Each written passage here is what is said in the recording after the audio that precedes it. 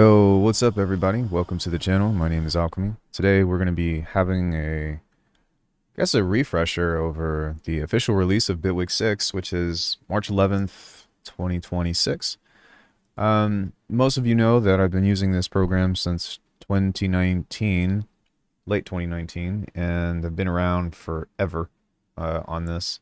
And I would also say that most of you probably are already aware of everything that Bitwig 6 has to offer, but in case if you weren't, look at the new facelift that has been added. I do have a list of stuff that has regarding the changelog, and we're going to go through most of it, but not like every single little thing. I'll talk briefly about what's going on, and then I actually had planned on making music today, which I have this idea for a hypertrap song that I want to do, which is basically just like dubstep, but we'll see what happens.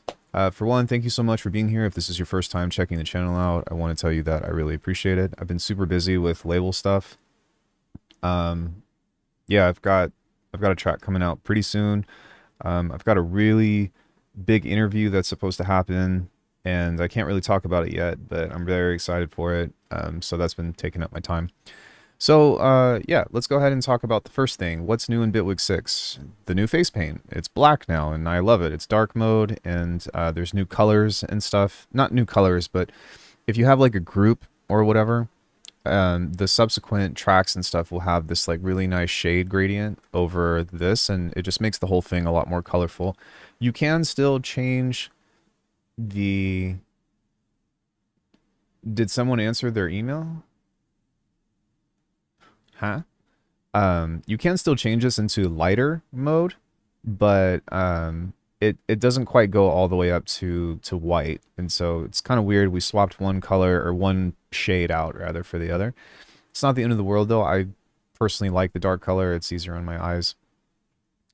This is the big one. We have Alias clips now, so if you're familiar with Ableton, or sorry, with FL Studio, then what you can do is go into pattern 2, go like this, and you can duplicate this now and choose different patterns on here, or merge duplicate patterns, and that way whatever you do to one clip it'll do to the other one. Or you can right click and make unique. So that's not available on here apparently, but yeah, it's nice that you can have that. It's not really for me. This isn't my workflow personally. I've tried this, and it's I just kind of like I do this, but it is nice that that exists.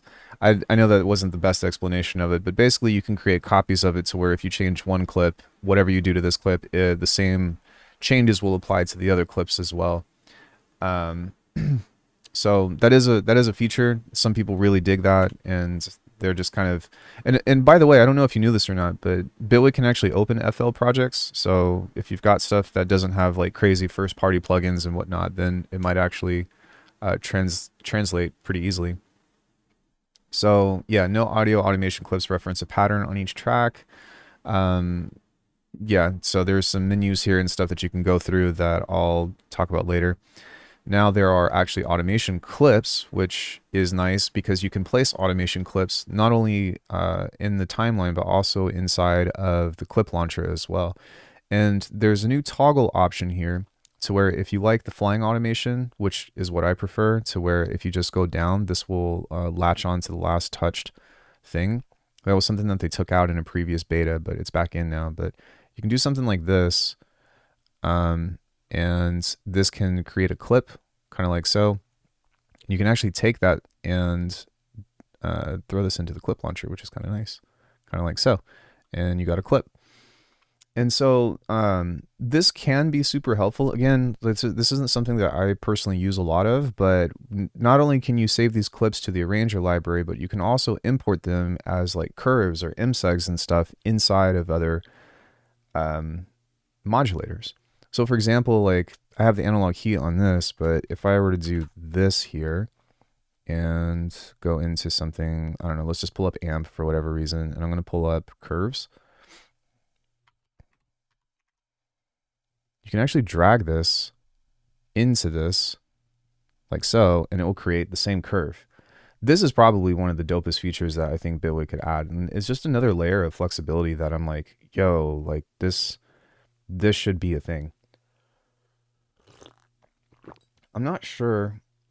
Can we bring back writing freestyles in people's comments when they post a beat? I mean, nobody's stopping you from doing it right now. I am curious if you can actually import this as a wavetable, though. That would be insane. So if we go Polymer and you create like a squiggly or something, I don't know. Let's just experiment with this. I don't know why I haven't thought of this beforehand, but let's just give it a shot and see what happens. But I wonder if you go wavetable and you do this. Okay, no, it doesn't work. That would be crazy though, wouldn't it? If you could just make your own wavetables. Maybe you can with scroll. So let's see if that works. Okay, so you can do this with scroll. That's pretty sick. I wish that you could do it with wavetable too, but um, that's a pretty interesting feature there. You could just be like, yeah, I'm just going to draw, just going to draw out a waveform as an automation clip and then throw it into scroll. Right, scroll exists. Scroll is a thing, and there is a way that you can change this into the grid and have two scrolls fade in or crossfade into each other like a wavetable. Although, yeah, there's that.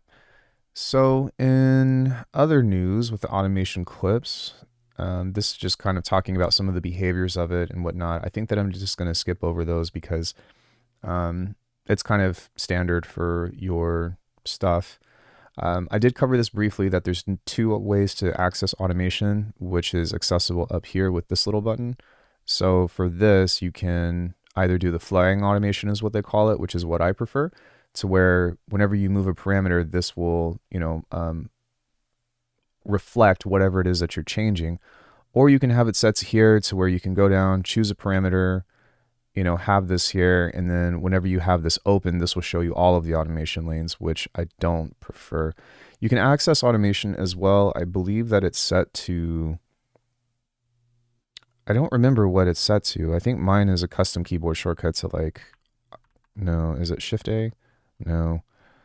Is it Control A? Yeah, so it's Control A on my account to get into automation mode, which is another thing that some people enjoy doing, to where they're just like, this actually makes a lot of sense if you design base and you have a lot of parameters to automate. It's where you just go into automation mode and you have everything pulled up. I still prefer the other way, but it's nice that we have options now, right? So that's a thing. Let's see what else we got here. Let me get this into this side so that way chat isn't covering it up. Yeah, both new modes can keep the arranger as you had it or give you a new perspective. Automation lanes are unfolded. Yeah, this is just talking about the behavior, which I think that just getting in and messing with it yourself is going to be the best way to do that. The next big thing is key signature support. So this means that everything is locked to, or you can lock this to, a key and a scale. So you can go, I don't know, is there they have like a Japanese scale or something like that? I don't think that they do, but whatever. We can go into harmonic minor. And this doesn't constrain your notes to the scale. So that's important. However, what it does do, for some reason, this isn't making a thing. Okay. Insert clip, maybe?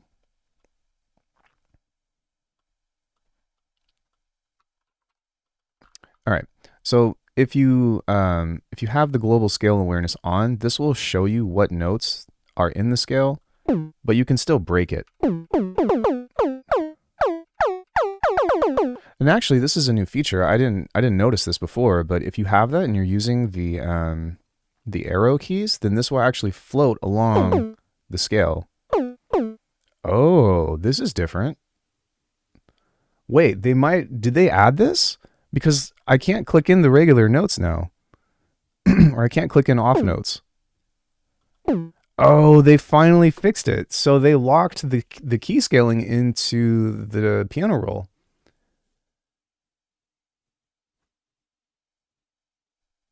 Yeah, okay, so they did add something to where you can snap to key. But if it's just on, maybe that was always there, but I thought that this would just, from the earlier versions of the beta, it would just pull this up. Excuse me. The note background on the right is to show it. Right. So I thought that Forgive me. I thought that wasn't even a thing. I thought it would just show up on the guidelines, but not constrain whatever it is that you were doing. But apparently this will do that. But I still think that you can play any note. Yeah, so it won't snap to the MIDI keyboard. But maybe that's my mistake because I don't use this feature much. But if you want to constrain everything, if you're working here, then you can do that and it'll follow along if you want it to, but not every device.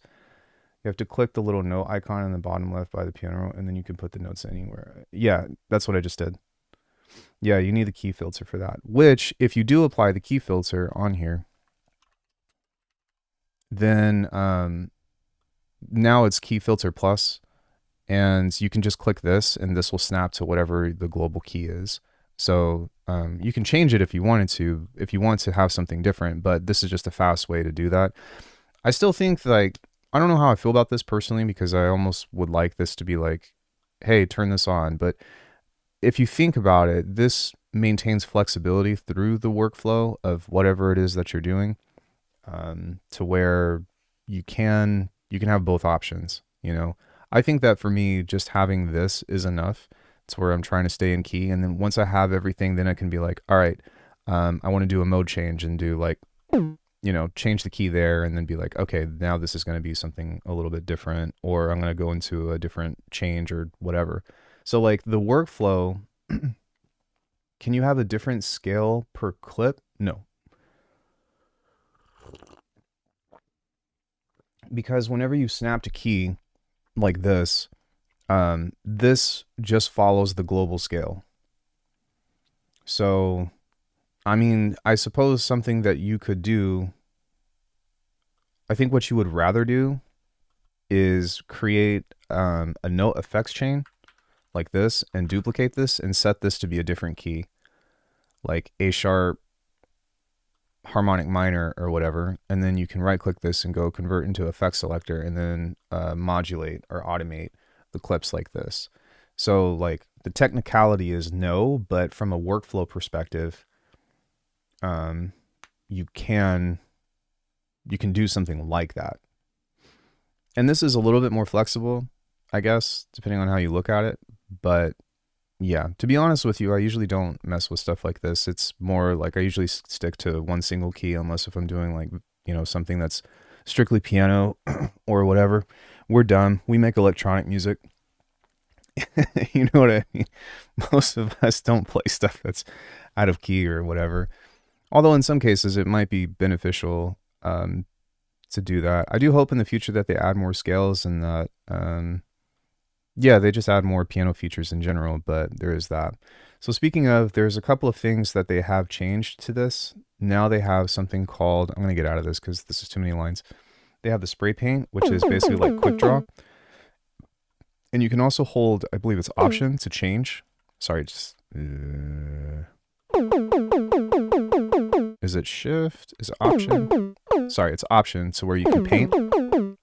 And so like, you know, if you're trying to come up with a dumb melody or whatever, like let's say you're like, man, I've got no inspiration whatsoever. You do this, you go to the spray paint, you hold option, and you just go, and this will just paint something, and then you can like start to mess with the MIDI and change it out and do all other kinds of cool stuff. Wish we could modulate between different chains in a selector. You can. You could always do that.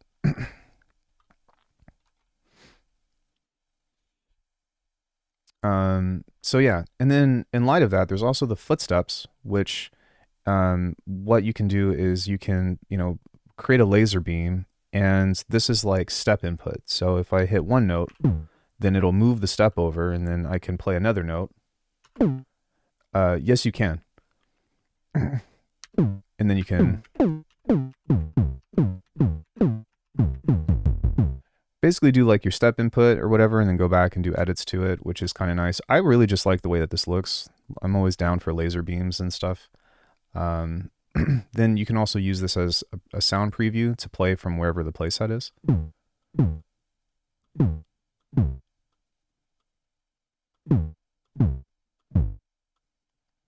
So that's a thing as well. And this also applies to this here as well. And the longer that you hold the note, or that you hold the mouse down, it'll continue to play from wherever it is that you hold it to. If you go like this, tendril, and you do this here, you can modulate the selector. That's always been a thing.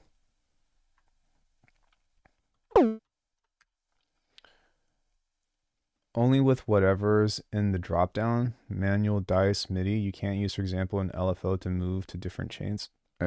Dog, I just did it. What are you talking about? What are you talking about?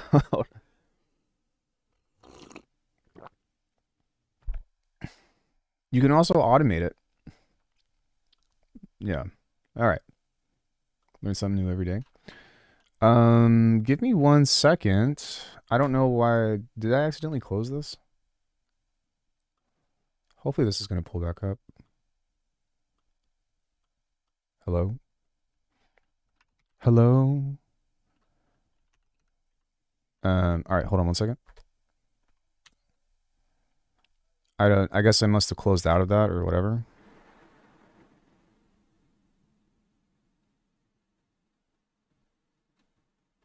Sorry. Okay, it's back. So, let's see. We covered that. We covered automation clips. We covered the automation editing. We covered key to signature support. Snap to key. Oh, something else that's interesting within this now is in the editor. It's cool that you can highlight both of these and have both the sound, both the waveform and the MIDI on top of each other as well. And so what you do is you highlight both of these like so. And does it have to be in layered mode? I haven't done this in a bit, so forgive me. But it should show the whole thing, if I'm not mistaken. Because this is bouncing back and forth in between this selection here, but this should show like everything. Formant, onsets. Yeah, I do think that I'm missing something here because if you highlight both of these, both of them should show up like another timeline. Oh, is it drum machine? No. Not with this, not with the drum machine, but with being able to see both. Oh, you can kind of see it. Here it is. So you can have something like this to where you've got both of these now layered. So it's basically just like zooming in vertically on your timeline. But there should also be something where if we go here, we go waveform. Within the layer, you should be able to... There it is. All right. So this will show you what's going on over audio as well as MIDI. It's not, again, not necessarily something that I particularly need or will use a lot of because I tend to just use the timeline for it, but it's nice that you can have this in the background, especially if you're working with automation or you're trying to make a MIDI note like work in tandem with following another piece of audio or something of the sort. So, yeah, and I really think that for the most part, Bitwig's update for version 6 is just quality of life stuff. Because they don't have any necessarily like new devices, so to speak, other than this stuff, which is just improvements that follow along with the global scales and all that. And you can read this and, you know, get into that. So we've got the editing improvements. I've talked about these guys. Arranger timeline panel, detail editor panel. We talked a little bit about that. Yeah, there has been a new drum hybrid editor revamp. So if we get a drum machine in here.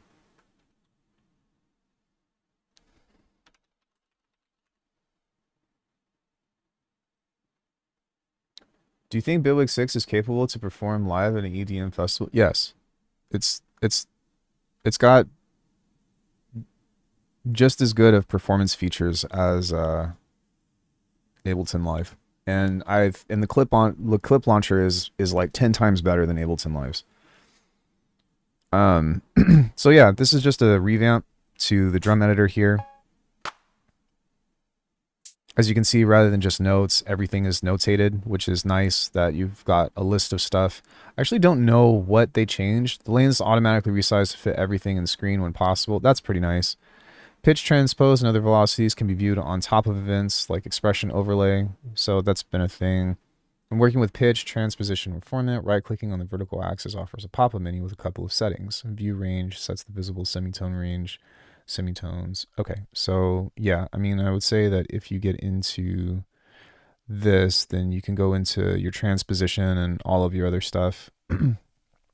This is your velocity here that you can work with. I'm trying to move this out a little bit. And you can set values based off of what you have. The expression mode is in here. Then there's also, yeah, all of this release velocity, gain, all that stuff. And so it's nice though that you can do this because this allows you to work within the drum mode. But like, you know, say I have something here, which some people could still categorize as like, I don't know, MPE or something if you really wanted to. Sorry, I'm looking for the transposition mode. Pitch / transpose. Then, there we go. Then you can actually, you know, still do your little hi-hat rolls and all that other stuff here if you're wanting to like change that up to something different. And I believe that if you right click on here, is it here? There's a way that you can remap the scaling of, okay, so it's in between each note right here. So you can remap the scaling of how many semitones this goes in between, which is a little hard to see, but yeah, it's a little bit much for me. I would probably just use the transposition mode anyways if I'm trying to do hi-hat rolls and do something awkward anyways, but it does exist and that is a thing, so take it for what you will. What's up, Alchemy? Just got Bitwig Studio 6 today and it feels like Christmas. That's new. It's like on top of the notes. It's been in beta for like 6 months. Yeah, can't remember what the updates were. I won't be upgrading anytime soon. That's fine. Yeah, so right-clicking the vertical axis offers a pop-up, snap to semitones, all that. No editing updates and improvements. Top left allows between piano roll editor and the drum hybrid. Let's see, on hover, spray can, I cover that. Knife tool, I don't think that we need to cover that. Eraser tool, expression overlay mode, so this has gotten a visual revamp. Okay, we've got audio editing improvements and updates. So including fade, crossfade handles at the top right. So one thing that I'm hoping that they fixed, which I haven't looked at yet, is, let me get something in here. In the beta, if you had a fade like this, yeah, so this is one thing that still has not been fixed, and this drives me crazy because they still, like, this was something that you can still do in 5. If you have a fade on this, you can no longer access the warp modes. And that drives me crazy because if I have like, and this especially applies to stuff with like shakers and all that, where there's fades on both sides. But once you hold this, this will change the curvature of this as opposed to hovering over the exact fade. And so I'm hoping that they can squeeze in a window right here or a little hover box to where I can still stretch this out when I want to. That drives me crazy, and that feels like a really big step back from Bitwig, and I hope that they fix or address that. It's not the end of the world, but it is really annoying when I'll apply fades and then I'll be like, it doesn't fit or something, and then I'll try to stretch it, and then instead it's just like modulating the curve of this. Perhaps there might be a way to change the keyboard shortcut to like command or something. Yeah, add controller command or shift or something like that. You know what I mean? Because if you can do this here, you should be able to have some kind of button input for warping. And you know what? Since I'm on the subject, let me go in here and see if we can just change that as a shortcut.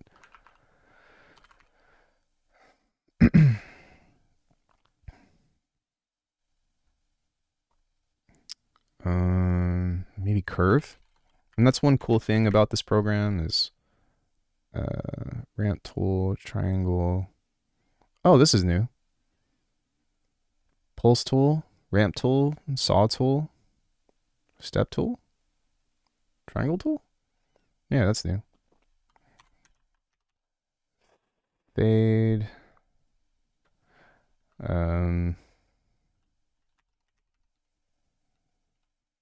Toggle edit stretch. Okay, so maybe they did think about this. Shift command. Maybe I can do something like, okay, maybe, maybe I could do print. Nope, that doesn't work. Maybe I could do delete. Maybe I could do this guy. Let's see if that works.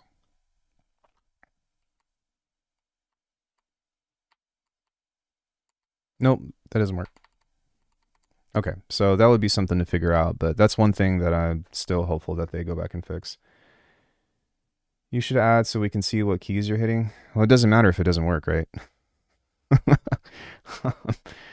But yeah, it would be nice if you could do something like that. Expression overlay mode, expressing data on top of their associated audio events. We've talked about this. Powerful group chat workflows have gotten stronger in both functions and appearance. Interactive media clips are shown in the back track lane. They are placed in the blocks where the child clips line up. So this is like the color thing that I was talking about at the beginning. For all editing cases, selecting any clip will show that clip's content. When multiple clip tracks are selected, all selected clips will be loaded in the detail editor panel. Yeah, this is kind of what I was discussing as well with the view stuff. We've talked about the spray can tool, we've talked about the step input tool and the audition tool. Clip launcher status displays. Ring status is how nicely each... Oh, so this is kind of like a thing that will show you, instead of this just playing now, if you launch a clip, so if you hit play, this will show you a progress bar while it's playing, kind of like this, depending on how long it is. So that's kind of cool. Yeah, of course, but overall. So the reason why I don't do it is because sometimes I have to respond to messages and emails and stuff, and I don't always want you all to see what it is that I'm typing, you know? It's my fault for streaming, and maybe I should be more disciplined and not not do personal stuff while I'm streaming, but I mean, I do my best. Okay, circular modulations. Parameters clips when modulated, so pitch class parameters. More circular, like phase and pitch class. These parameters are no longer clipped, rather wrap around either side of the parameter range. Okay, so that's all there with this stuff. Circular as in it has 360 degrees of rotation with that, as opposed to like one edge or the other. Touchscreen improvements, project backups on update, project made improves. The original project is already backed up. That's awesome. Time scroll bars now display a visual overview of the timeline's content. Oh, and yeah, so one thing that is a big deal compared to Bitwig 5 is that whenever you click on this, you don't have to double click where to play this from. So if you click over here and you hit play, you don't have to like double click this first and then do that. I think that was a thing that was a hiccup with... Please tell me I didn't just close that. I did just how the fuck do I keep doing that? So that's something that's just a little bit easier to navigate within Bitwig. Are you trying to stretch compress clips or just move the start to end? I'm trying to stretch them whenever there's a fade on them. Okay, and some of this other stuff is just automation editing, Ranger timeline. We talked about this. Yeah, there is new automation behavior. Oh, that was the first thing that we talked about. Improvements when selecting multiple objects. You can hit these to do the things. Note echo. All this. Fixes. Yeah, so for the most part... Yeah, I know, but what I'm saying is when a fade is there, you can't do it.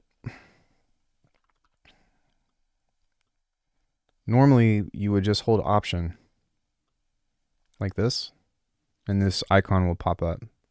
But if you have a fade, doesn't matter what keyboard. Holy shit. Option Command works. Okay, is this new or because this function here is the same thing as scrub. In the previous version, that wasn't a thing. Like you would just do it. Because I swear I've only ever used Option Command for scrubbing audio.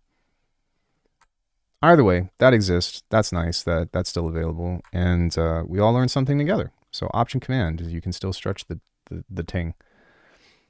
I don't know. Maybe I just forgot, but it wasn't part.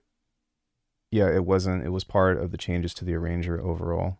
Oh, okay. All right. So that was added. I suppose I missed that, but yeah, for the most part, that's really most of what Bitwig 6 has to offer. Some other things that we can look at are the the automation stuff. So for example, like if you have a clip like this will move kind of like so. And I wonder if there was some stuff in the curve editor to where like if you hit 7 or I don't know, all of my keyboard shortcuts are like jank. So because I have like certain keyboard mappings or whatever, but it is nice that you can freely manipulate this automation a little bit easier now. It was a little bit wonky, and I think that was one of the biggest complaints with Bitwig 5 is people were like, oh, the automation is trash. I didn't think it was ever that bad, but you can, do stuff like this to where you can move everything over. You can also, I think, yeah, you can also time stretch automation. And you can grab this here by holding Option and scale it. So there's a lot of features like this that you can apply, kind of like so. Yo, what's up, Nate? That open up to you by doing that. And then what's cool is you can right click this and you can duplicate as an alias. And then when you have this clip, you can hit Command J, and this will create a clip, an automation clip for you that behaves similarly to its own independent thing if you want it to. However, a lot of times for me, I usually want this to stay together. So if you grab the clip outside of itself like this, you can move it independently. But if you grab the audio clip or the MIDI clip or whatever it is that you have, then it will move together. Do they iron out some of those issues you were having? Yeah, I think so. They fixed the biggest thing that I actually had a complaint about, which was time stretching audio with fades. And apparently there was actually a different shortcut for it, which is the same thing as scrubbing audio. So thanks to Ozzy. Sorry for butchering your name, but I didn't know that was a thing. But yeah, so being able to do that together is pretty nice. And you see how this little hook icon, it's not showing up here, but if I were to start to change and manipulate this, kind of like so, you see how there's this clip right there, that like a little paper clip that comes up like this. If we go pattern 6 and we do that and we make changes to this, in theory, this should already be doing its thing or whatever. So let's say it's not, let's say it is unique, and let's say I made this change and I want this to apply. And this would not make sense if something is right next to each other. It would be like if you've got an automation clip that's like way over here, and you're like, I want this to be over here. So the theory behind it is that rather than copying and then pasting here, you can just right click this and go pattern and then go that one. And then now you've got the same pattern here. And then is there like should be an option to where like you can just lock those in, but you see how now this has a little clip, and so that will show that they're the same. And so if I make a change to this, kind of like so, I think now this will reflect over on the other one. Yeah. So that's how how that whole thing is supposed to work. Well, like I said, I think that Bitwig 6 is really focused on overall just quality of life improvements. They don't have any new like native devices or anything else of the sort. And the only thing that I really want personally is like an OTT. I still would like a DAW, any DAW that can make your own wavetables natively. But other than that, You know, I don't really have much to complain about, to be honest. Bitwig does everything that I needed to. It did everything I needed to since the update of 5.3. Like when the drum stuff came out and the clipper came out, I was like, all right, I'm good. You know, I still use fuse compressor for everything, but yeah, it's like an FL tool thing, right? At least that's how I've always understood it, because that's always been an FL like feature that I've recognized that is. Do other DAWs do that? FL is the only one I know. Yeah, I think that's a good way to put it. It's really nice for second drops and stuff. S1 kind of. Oh, Studio One does that, or what is it now? Fender Studio, Studio Fender. Is it? Is that what it's called now? Fender Studio. So yeah, does anybody else have questions about Bitwig stuff or whatever? Fender Studio. Okay, yeah, I thought that's what it was, but it rolls off the tongue a little weird, and I was like, is that right? You need Windows 22 H2 to up and upward to run Bitwig like Ableton 12? I don't know. I'm on a Mac, to be honest. That would be a question maybe for someone else in the chat to answer. I don't think so. Oh, Fender Studio Pro. Right. We need that in there. Um yeah, I think that we're ready to I'll take questions all throughout the day. If anybody has them about Bitwig and stuff. Does Over still have that weird high-end response? I don't think I've ever run into that issue, to be honest. What are you referring to?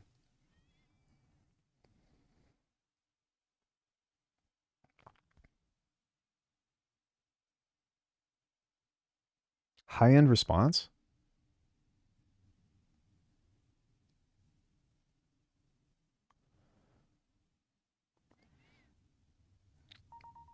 All right.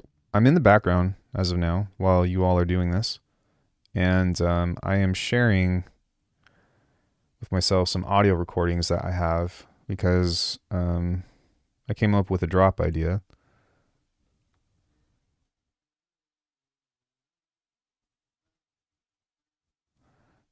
Really embarrassing stuff. Hashtag vulnerability. But this is going to help me in figuring out what we're going to be doing today, because this is kind of like our main idea of what we're going to be working on. Should I upgrade to Bitwig 6 now? Last time you told me no. Well, I mean, the bugs and stuff for the most part have been ironed out, but if you're wanting to get something new, or you're hoping that they have like new devices or something, like Bitwig isn't necessarily any different. So the reason why you would upgrade for my own personal use case is because it looks nicer. But whether or not that's going to resonate with you, like it fundamentally, the only thing that changes with Bitwig 6 is the automation. Um, and if that's a really big deal to you, then I would say upgrade. But other than that, I don't think so. It has some peaks and notches in the high end. I have never noticed that, to be honest. Nothing crazy, but weird for a clipper. I don't even know how that's possible, because like a clipper only behaves off of amplitude. I've never experienced that before. I'll look out for it though. We're going to be using it a lot today. So yeah, this is what today's beat is going to be. Hold up. I'm going to put this in raw. Put this in raw.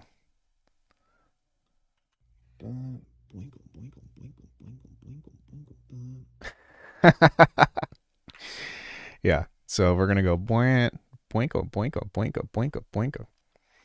All right. Let's go ahead and change this to 70 BPM. And what we're going to do is we're going to start designing the blanket part. So the first thing that I want to do is I'm going to grab an envelope here. And wait. I kind of just need to figure out the sound of opening and closing.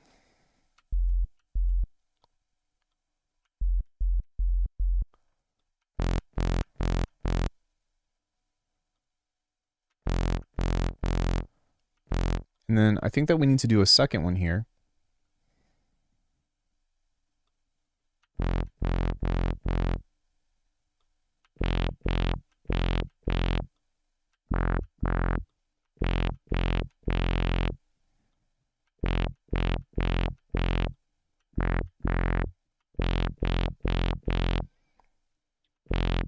And on this one, I think that we're going to go to 12. So like a.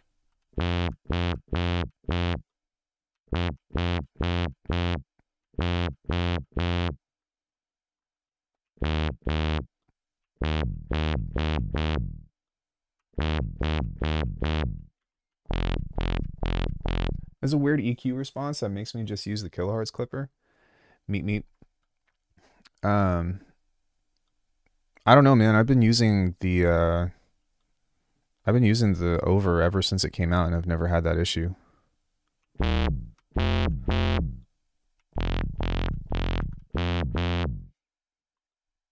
All right, so we're gonna create a complex FM thing now. I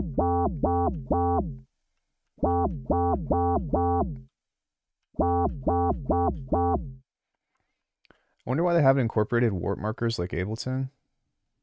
They do have warp markers. They're called onsets. Wish you a merry Bitwig.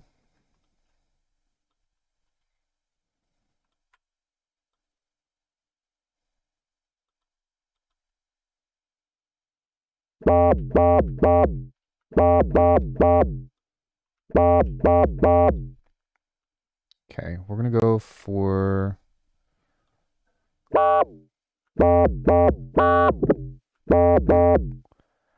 something that's a little more.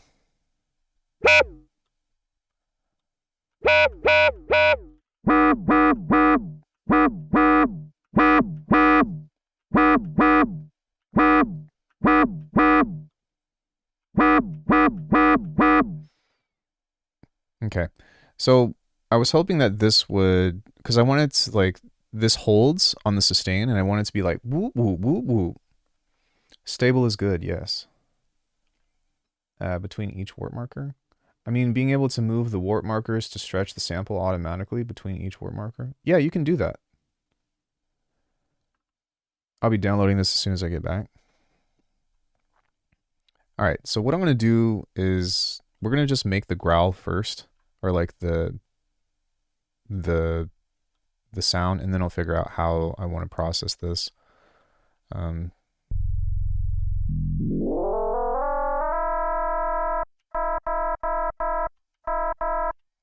Maybe just a touch of white noise.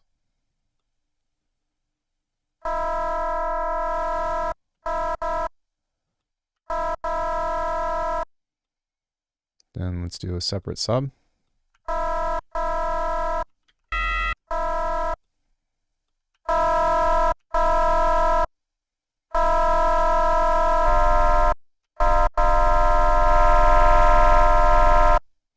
And then I do want to add in a little bit of interest to this as well. So actually we'll use something from here. And then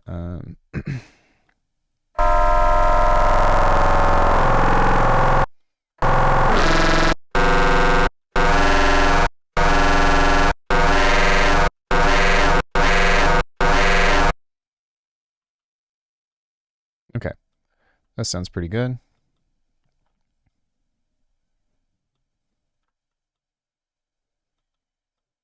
And now I can just do this how I want to, because I don't know, I use envelopes less and less these days.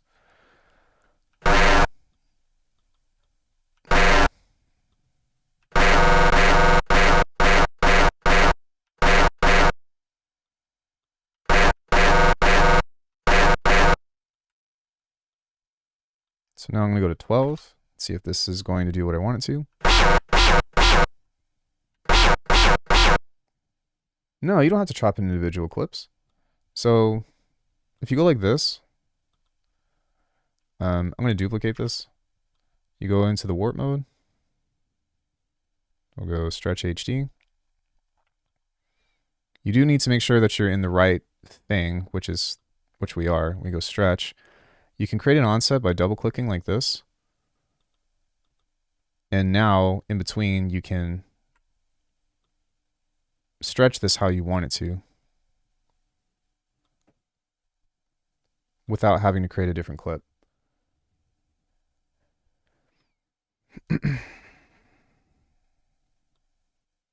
You can do it with different clips if you want to, but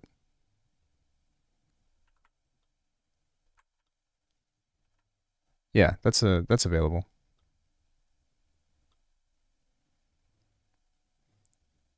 Yeah, I personally do it while slicing because I think that it's better for me. I would much rather just do this, like cut this.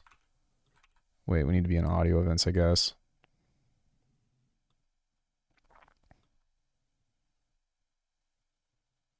Whoa. And I would much rather just do it this way because it's just easier for me personally. But yeah, you can do whatever option you want. Yo, what's up, ISO?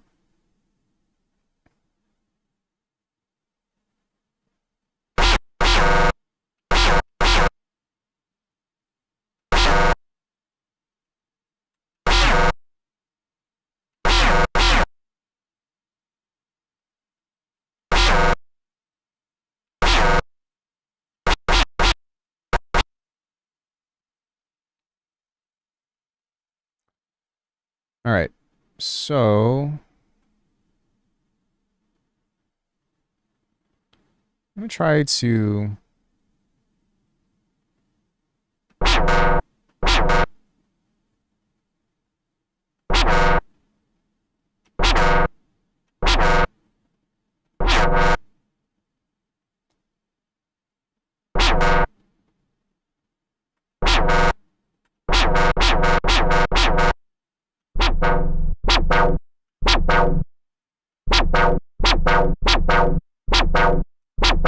There we go. Okay, that's kind of what I'm looking for.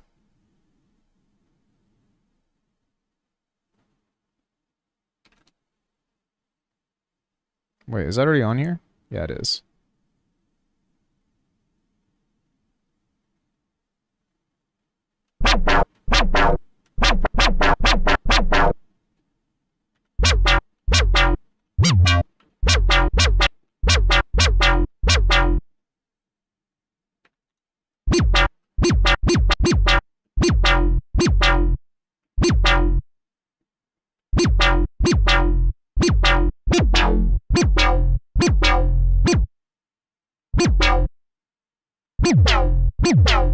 Ooh.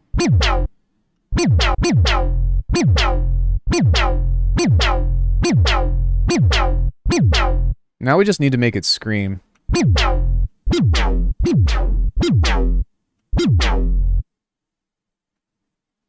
I mean, I've been using it since it was first announced, right? So there's that, but I don't know. I think it's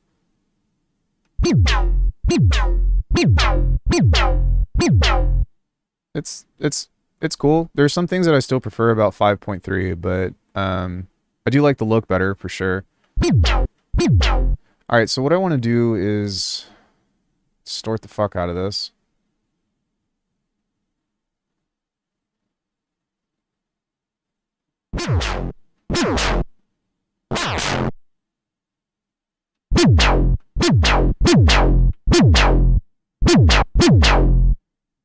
And what I'm also going to do is make this really tight by moving the gain here. to -12.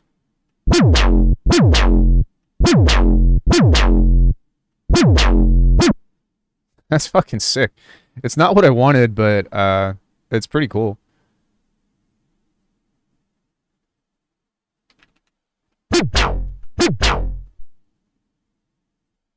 Maybe I will just keep the sub on here.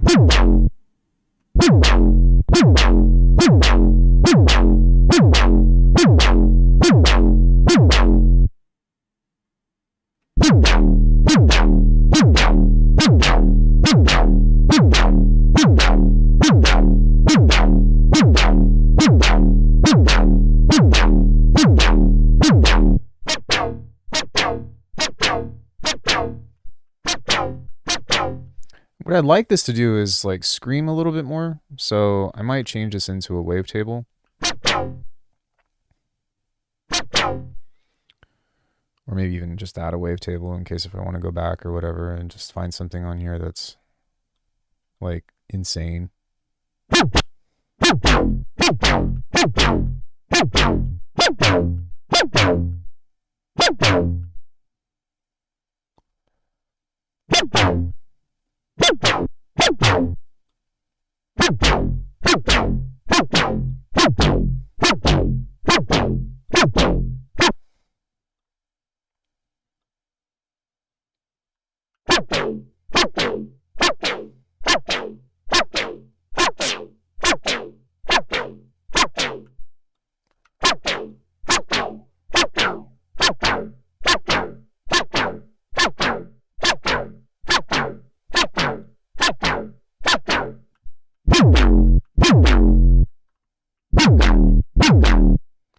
Okay, let's go ahead and add some OTT to that.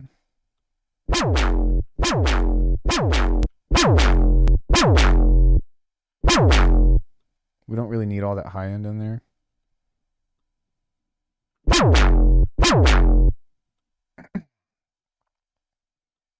And so now what we'll do is we'll try to turn it into like some kind of crazy, like super heavy chorus deal.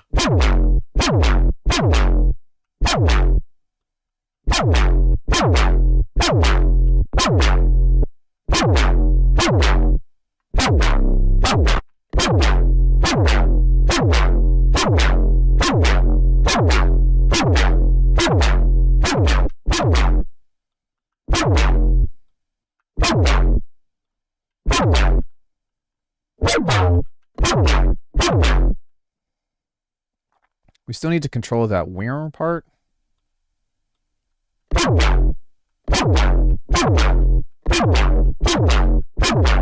There it is. And then I'm going to see if we can get like a higher octave of this. Maybe not as loud.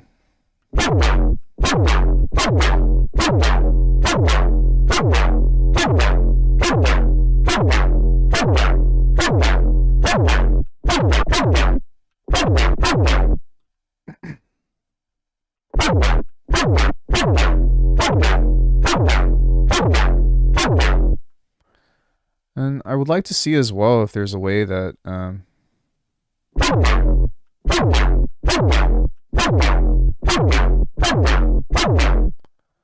I want this to be a little bit more screechy, like wiggle.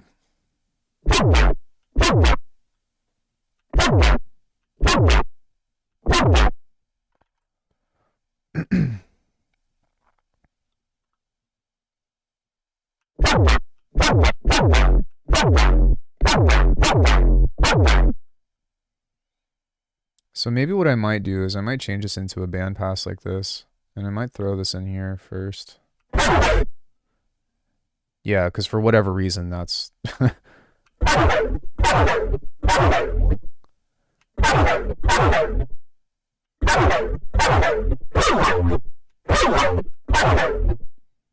That's crazy. Holy fuck.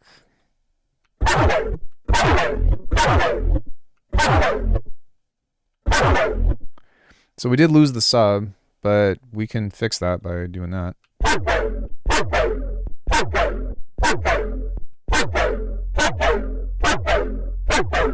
And what I'll do is I'll move this here, and move this here. And I'll set lane 1 to go to, no, lane 1. Lane 2 will go to lane 3. And lane 2 will go to lane 3. So that way these are individual, and then I can focus on building the sub on its own.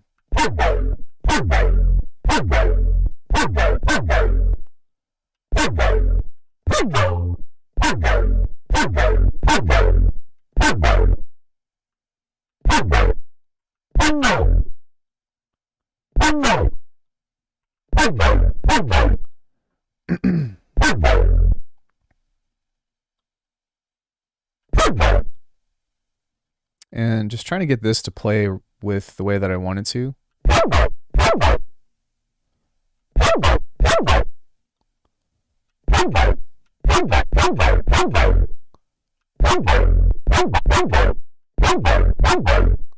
That's pretty dope. Let's go ahead and add a slice EQ here, and we're just going to give this some vocal stuff. Kind of like so. And what I'm going to do is I am going to map this to a macro here, kind of like so, because I want this to follow the original movement of this. And so I can just set that to go here, and now whatever this is controlling is going to move all of this together. So it's all connected. I'm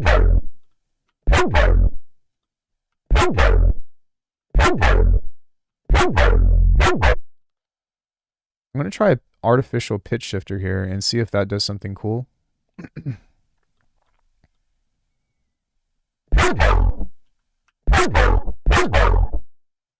Yeah. I'm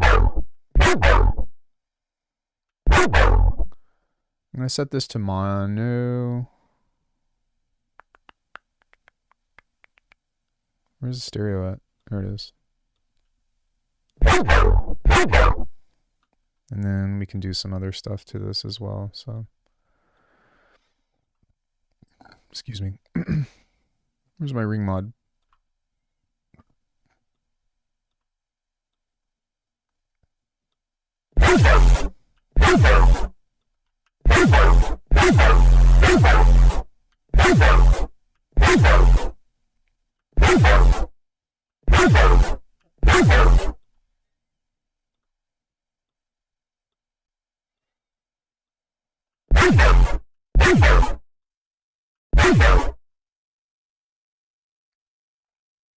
Okay, so now we just need to clean it up.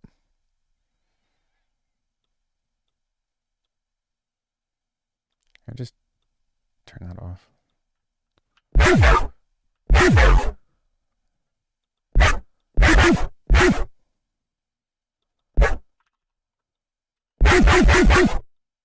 Okay, so we want this to be like twice.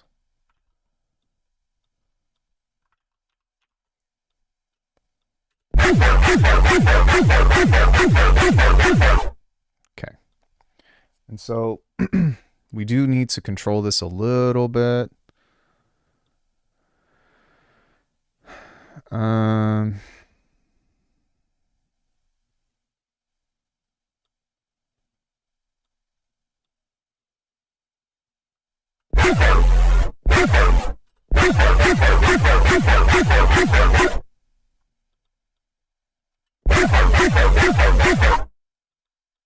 I want there to be silence here, because this needs to be like really tight.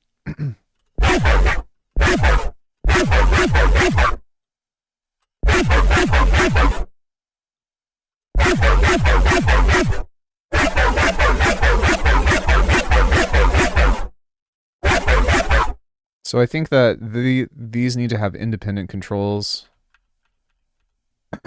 compared to this. So what we'll do is we'll create another version of this. And we'll start here. This will be the same. But the goal is to control the sub to where it cuts off a little bit more. I still want to feel it. And I'm going to end up having to tweak this and back off of some stuff anyways. But for now, I'm just trying to get like a cool and interesting sound that.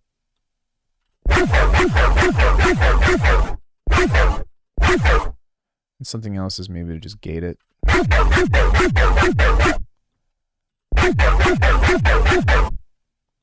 we go.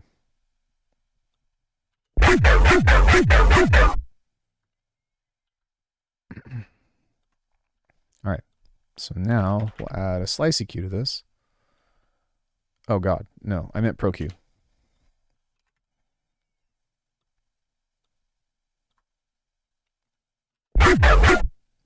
It's a little sharp there. Just gonna cut off some of this.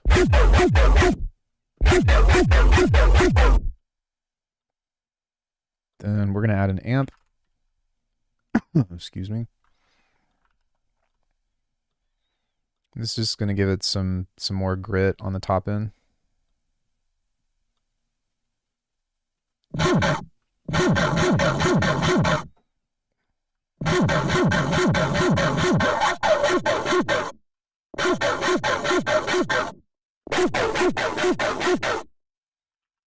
we go, Faturator.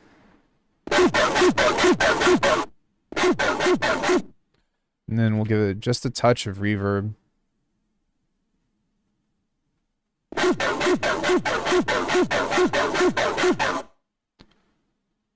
going to turn this way the fuck down. I'm going to clip it. And then we'll use a fuse compressor to try to bring out all that detail that's in there.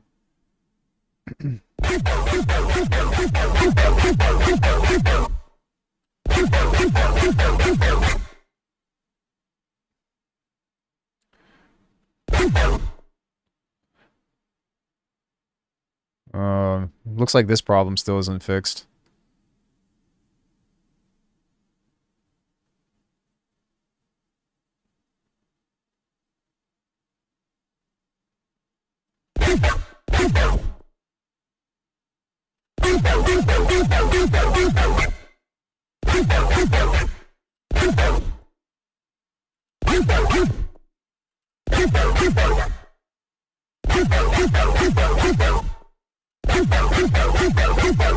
I think I might want to gate the low end as well.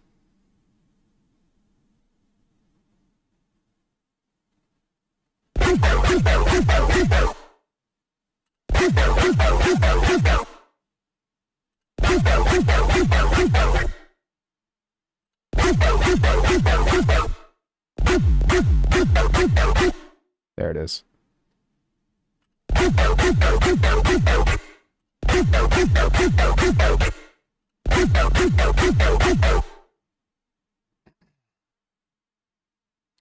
Something else that we could try over this is maybe seeing if we can make it shear a bit, which could be cool. I don't know if it's going to work or not, but we'll try.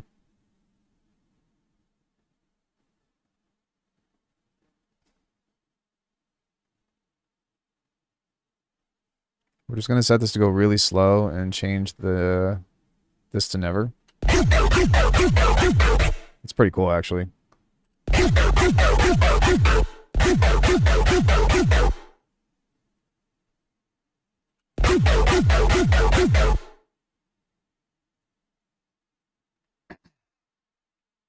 Okay, so we've got that part.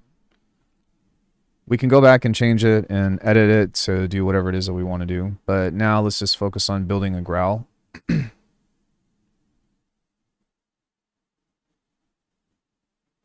just going to create a wavetable here.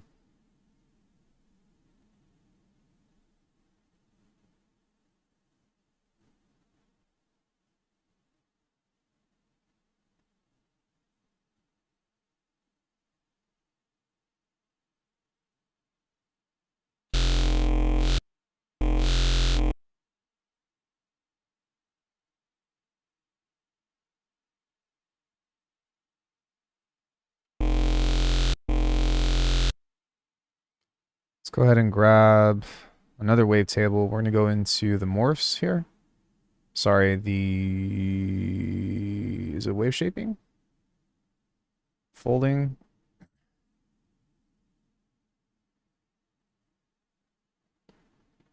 Modulators. bend.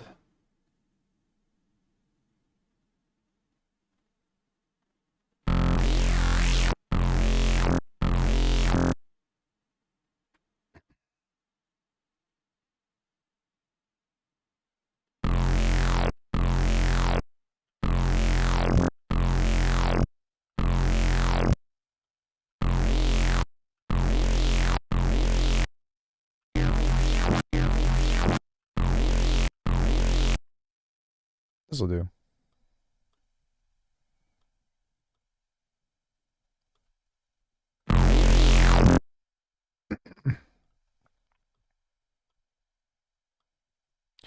You can't make growl sounds without heavy cutting filters. Yeah, whatever, dude.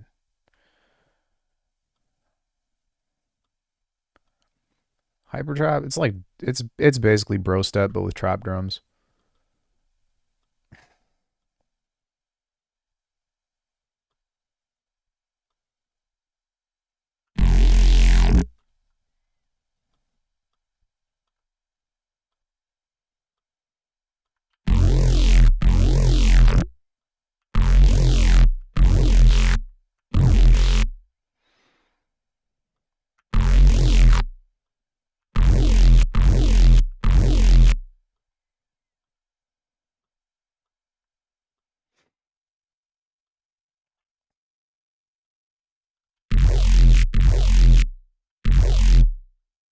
I am going to add in a Reese here because I think that would be helpful.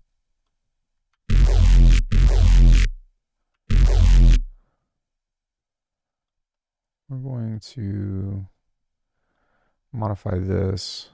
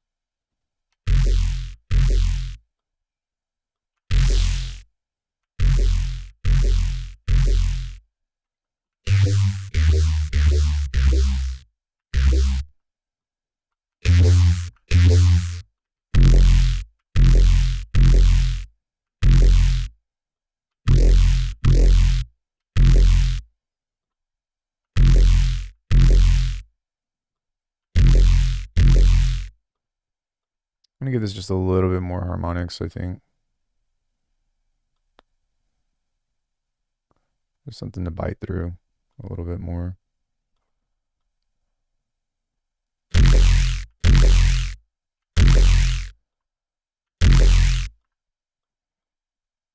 I just wanted to be a little bit beefier and have some stuff on the high end.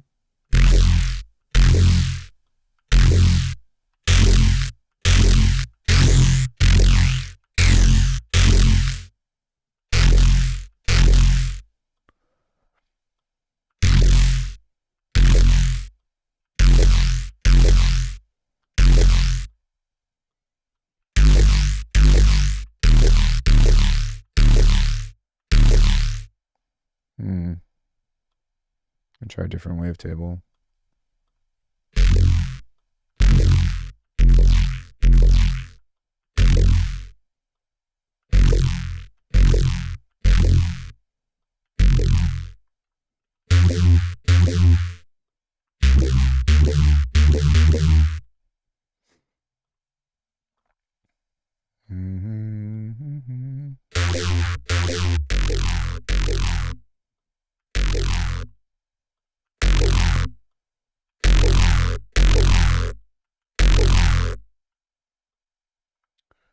Do do do do do do do.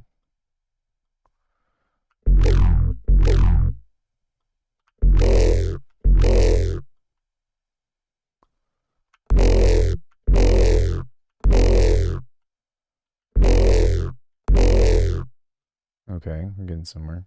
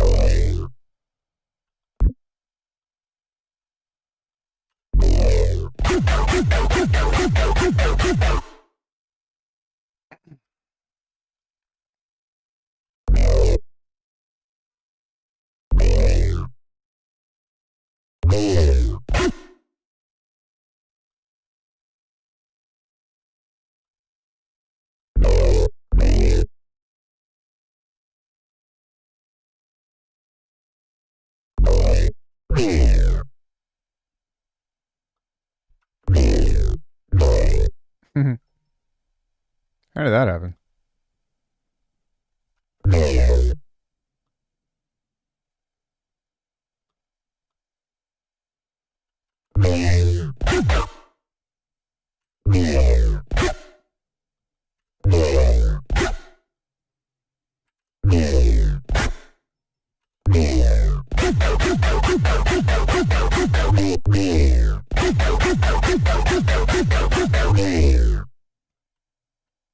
I feel like that should be one more down.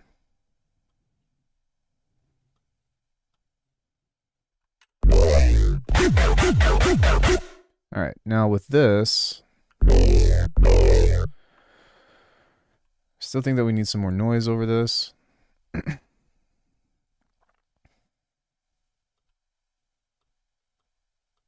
it doesn't really have a lot of high end.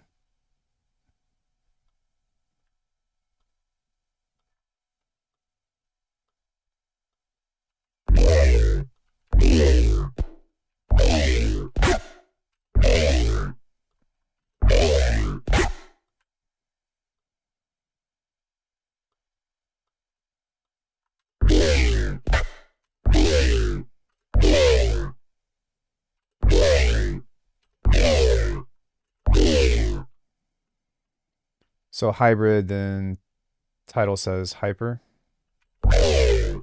Yeah, I mean, it's, I don't know, it's just like, it's basically dubstep. it's dubstep, bro. But with like the hi-hats and the, you know,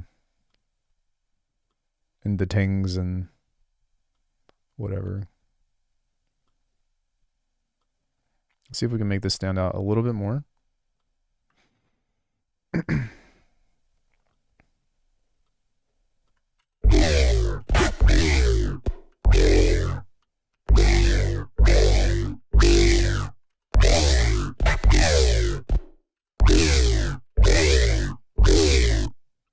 Okay, so we're on the right track.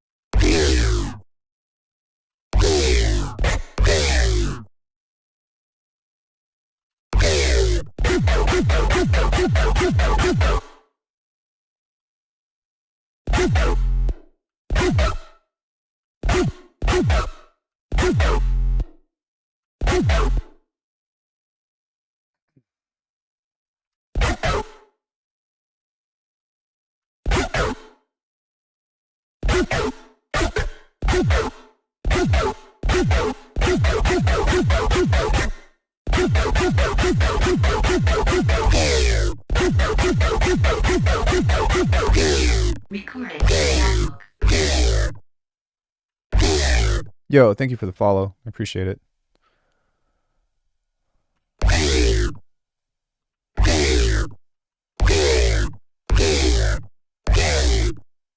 don't even think that this is doing anything.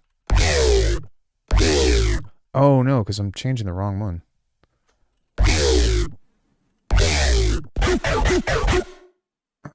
Oops.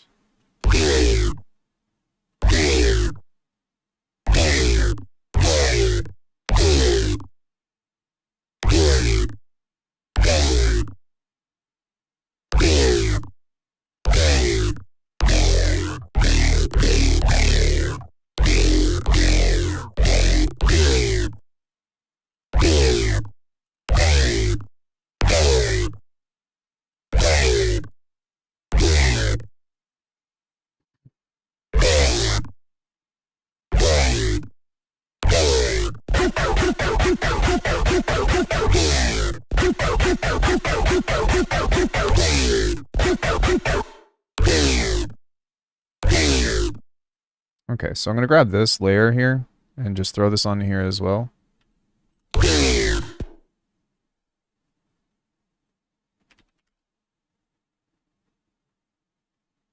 What? What? Did I have a typo or something?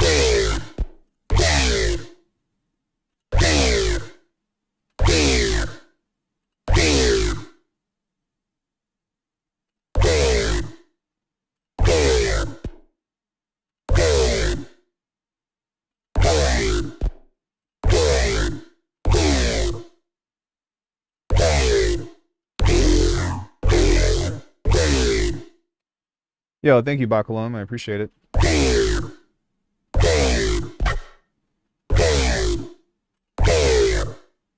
Alright, so now what I'm going to do is I'm going to go in here and just... Maybe not there, but maybe here. I'm just going to go in and edit this just a bit to try to get and pull out a little bit more. And really try to get that vocal sound to pop out.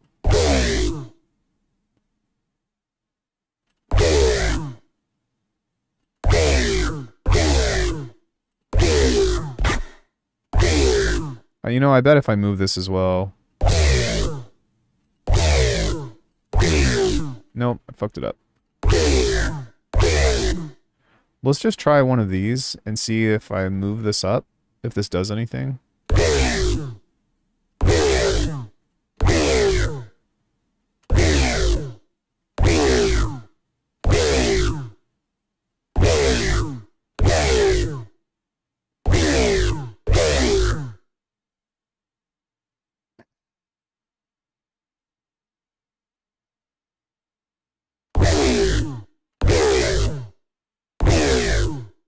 A little bit.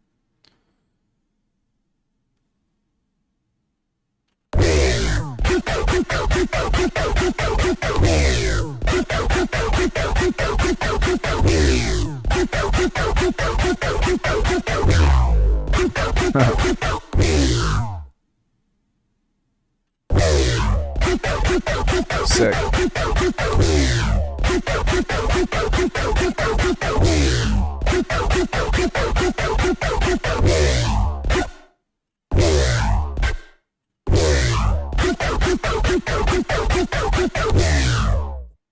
Okay, so this is pretty much a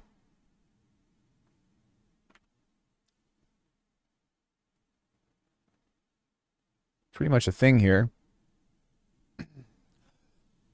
And now we'll change this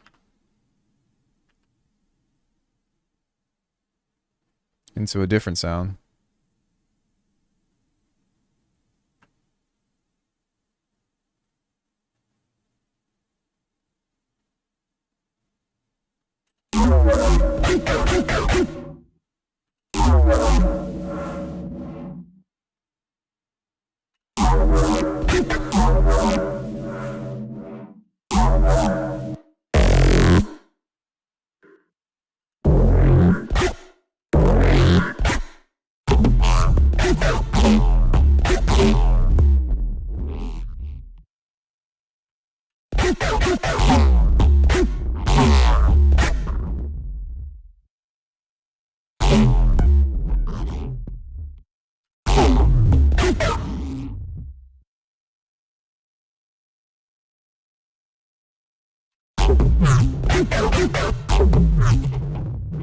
That's crazy.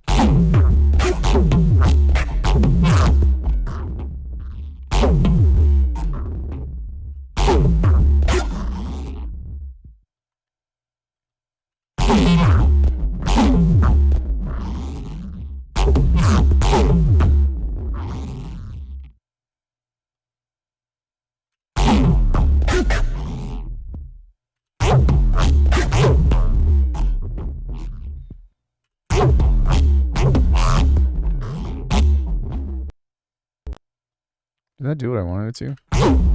No, it did not. I'll just take that from here. I think this is what I wanted. This will just be a placeholder to have something a little different, but...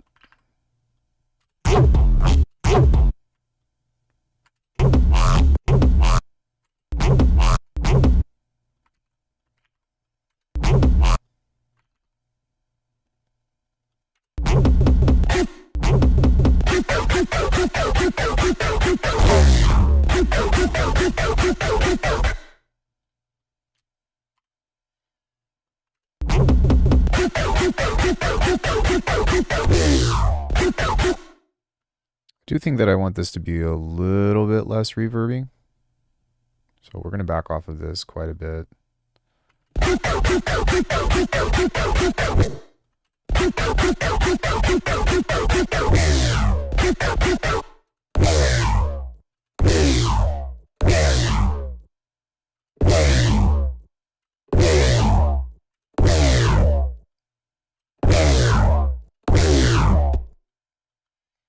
And I'm also going to throw a gate on this as well. Because it needs to be like very, very...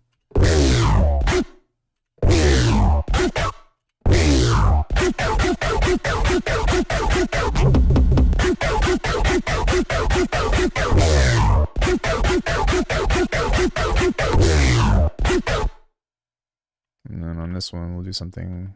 Or wait, on this one we'll do something different. And then we can do like a different synth sound or whatever to do whatever. Let me see what I got here. I don't know if I want to design something new. I just want something to be there, so.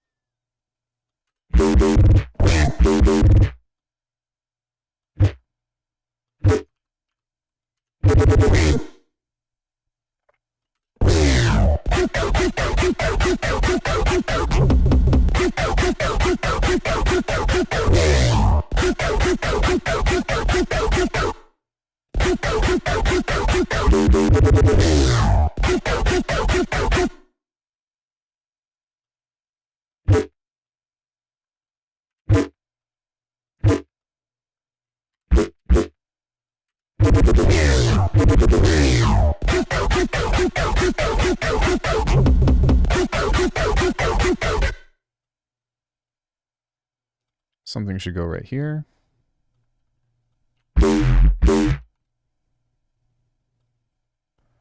Maybe we can pull up a generator and just kind of help us start to fill in the blanks.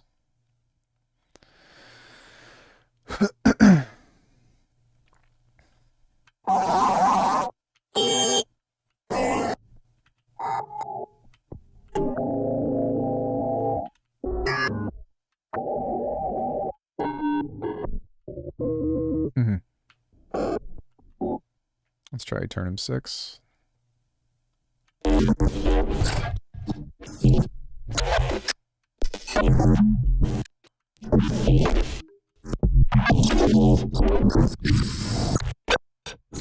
pretty dope. Something there, maybe.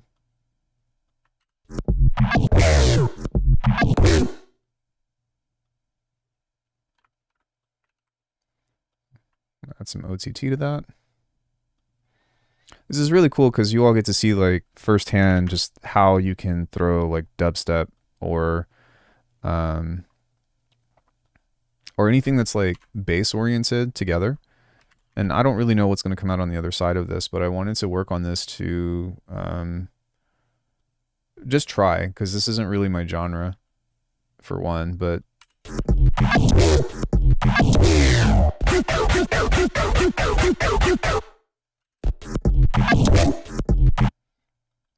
it is fun to just, you know, throw bass sounds together and try to come up with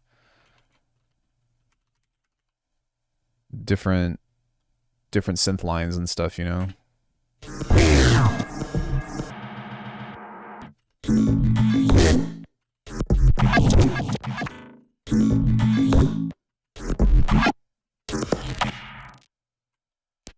This does need to be like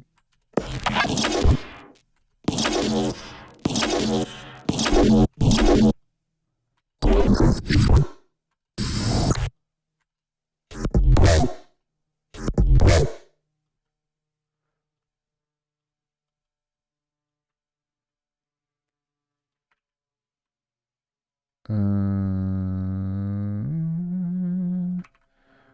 can move this here and go.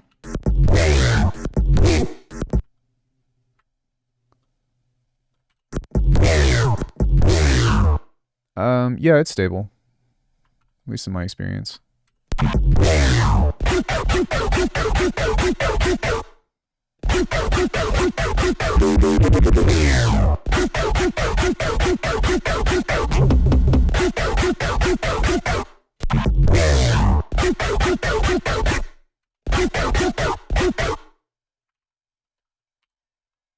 We'll do some kind of like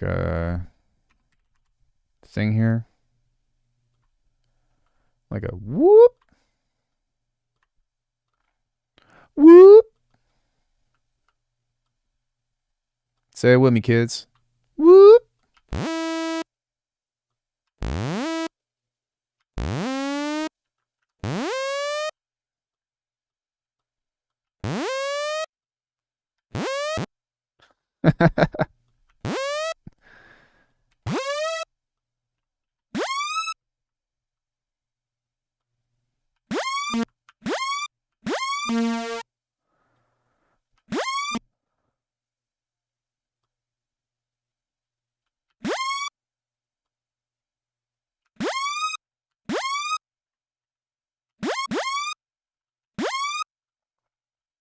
I don't know, something stupid like that would be.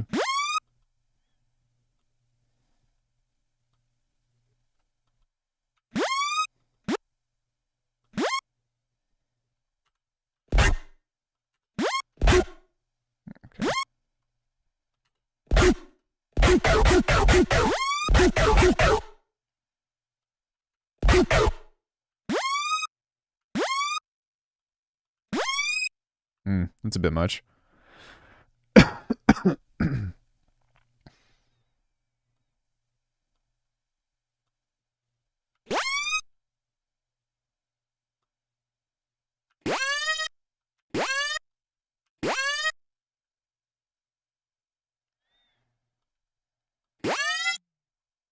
That might be actually kind of cool.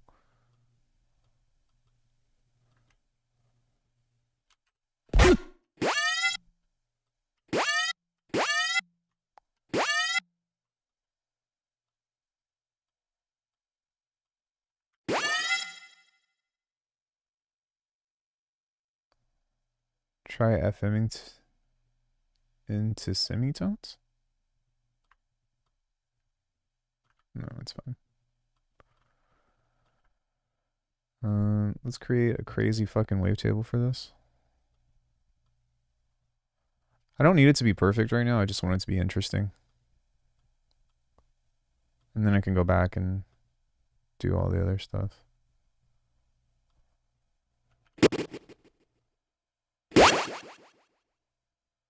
Yeah, I knew that was gonna be loud.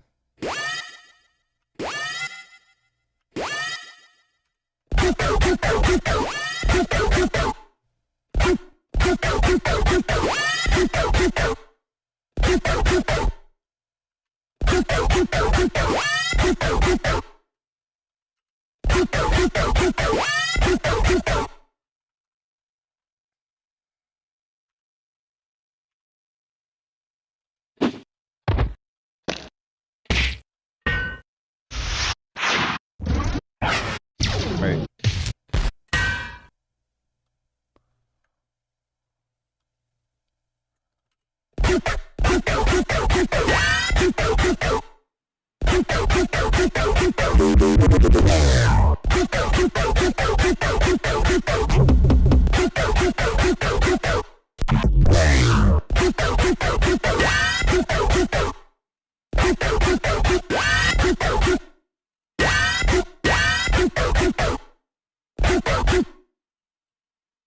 We're gonna bring in serum for this.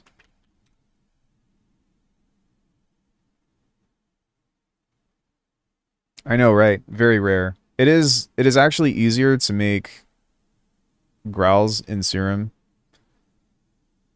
than it is faceplant, believe it or not.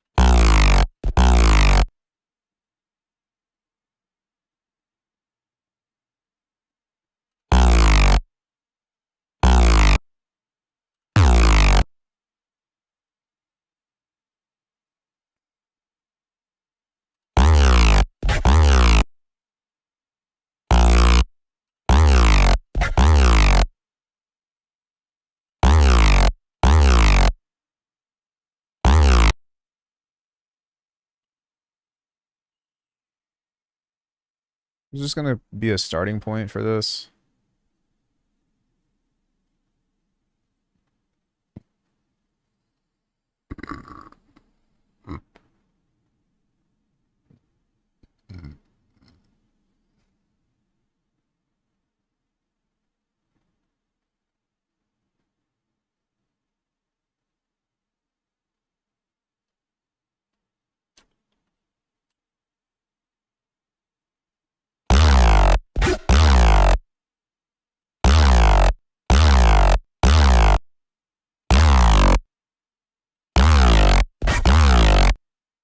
Almost.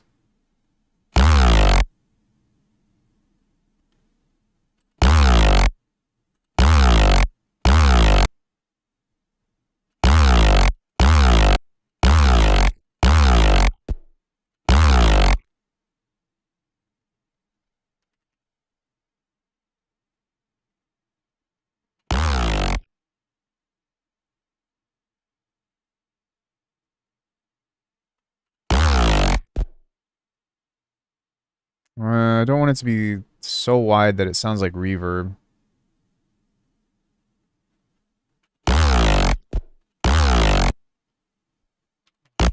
Try multipass here. Just throw a rack on here and see if that does anything interesting.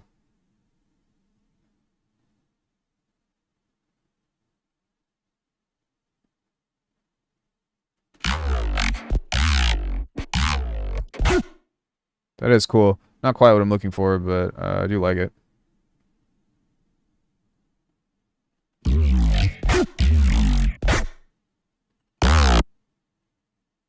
Use splitter and use convolver in mid. No, I think it's fine, just the way it is. Now I'm just trying to bring out more of the vocal stuff.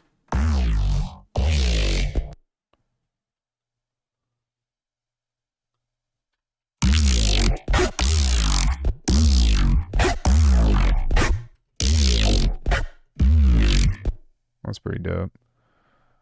Let's see. I think these are more consistent, so let's try some of these. See what that does. A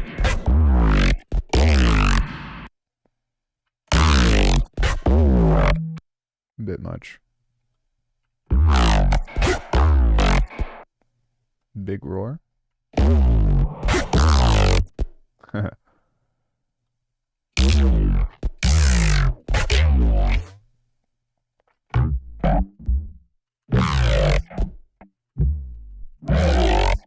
There it is. That was the one.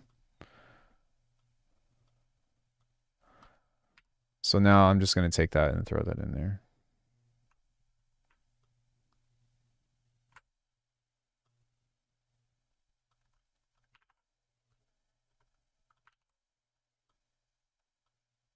Now, did I have... I did. So I'm just going to put a clipper on this.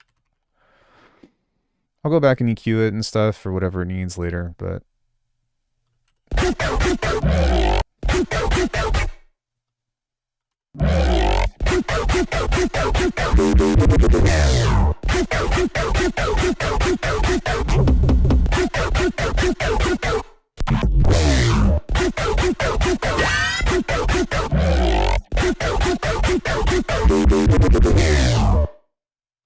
Dope. Are you ready for the drums?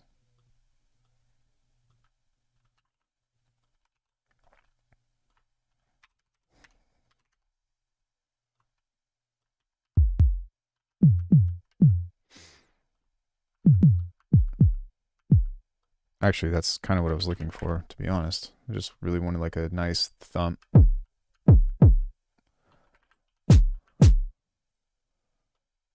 Just a little bit of this. I think what I'm going to do, though, is I'm going to do a fifth of F, which is 1, 2, 3, 4, 5. Wait. 5, 6, 7. So we could do C, I guess.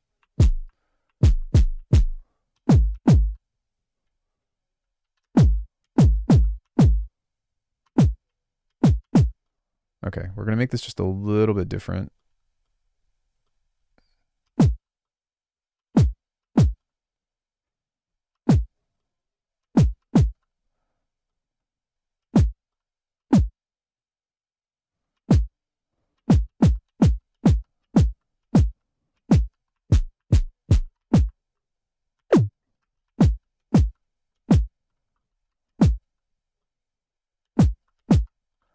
There we go.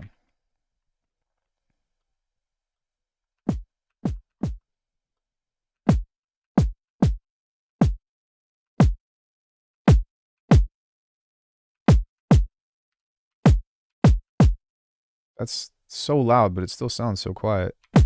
Well, it's telling me that it's quiet. Crazy.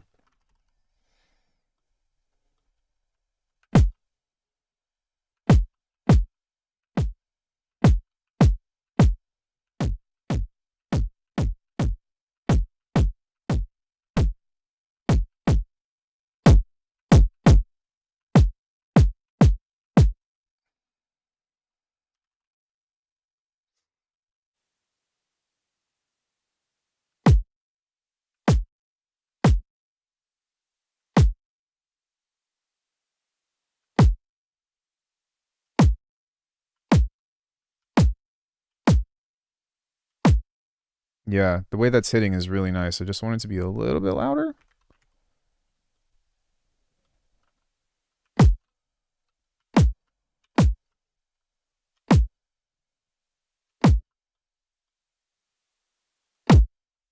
There it is.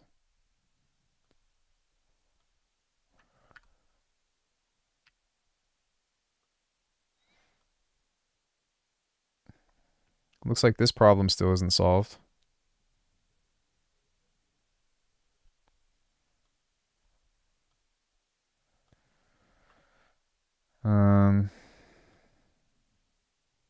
I wonder if I move this over.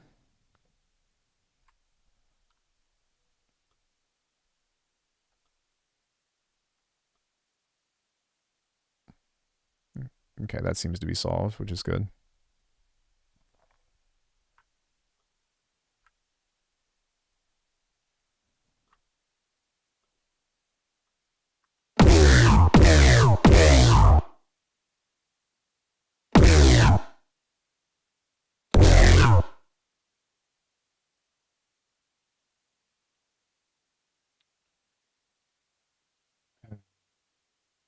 Every time I stream on Twitch, I get fucking bots. Every time.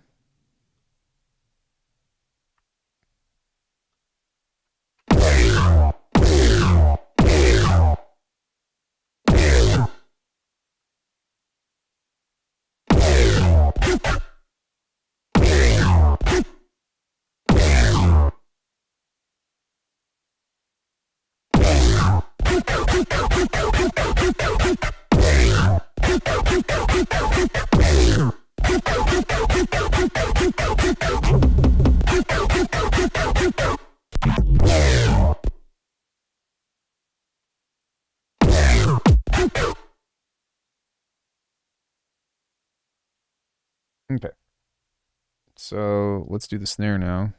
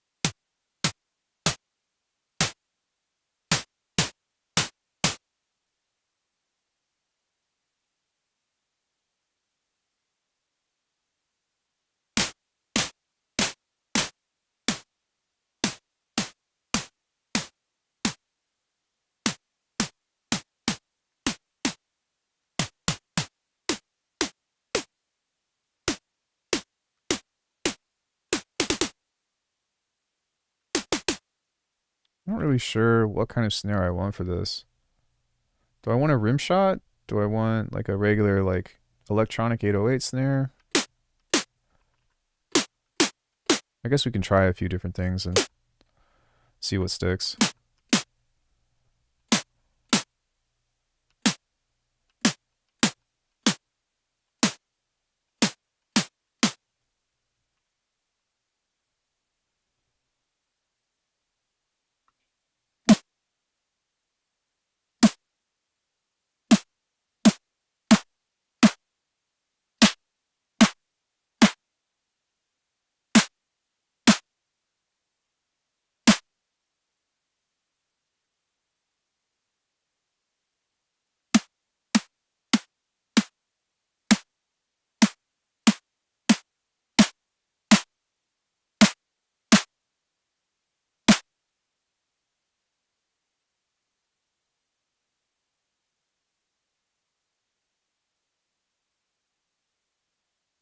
Maybe should I not even like do this? Should I do like a clonk or something?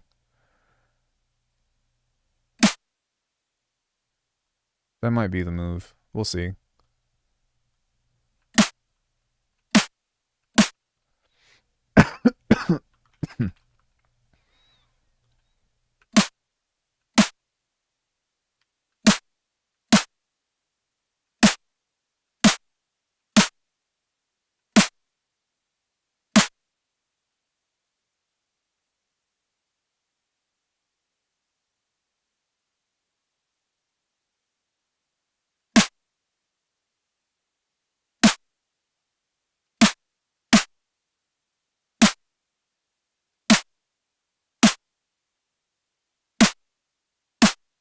Okay, sounds good. I do want just like a little bit of crispiness on the top though, so usually giving it just a touch of reverb before it hits like the distortion and stuff can sometimes be helpful.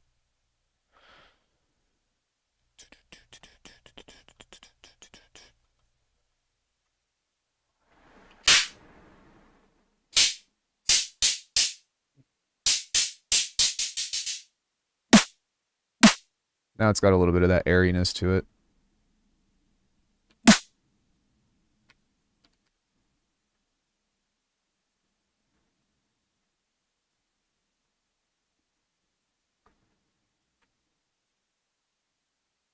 I'm on 4.25. I'll consider to update to 6 worth it. I think the update from 4 to 5.3 is worth it in itself.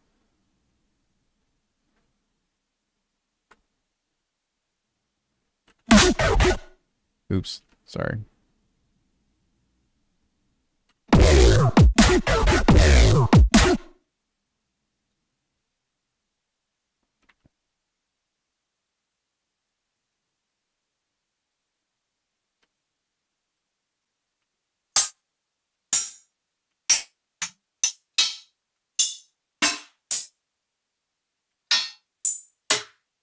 Those are all great.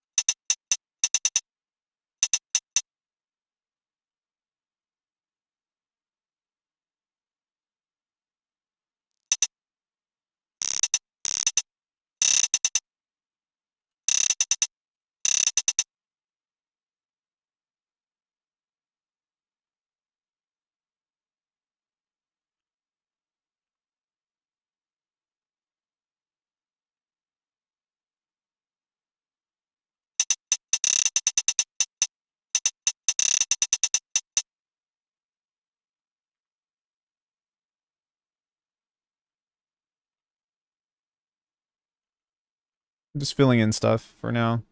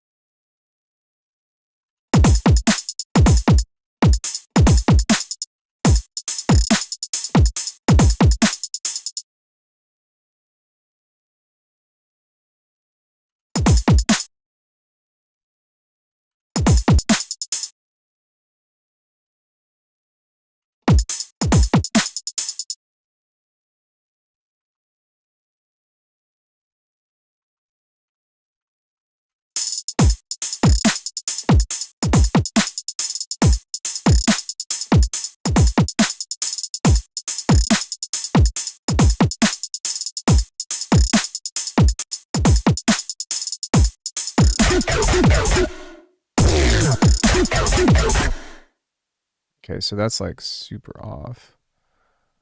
And there's a shit ton of reverb.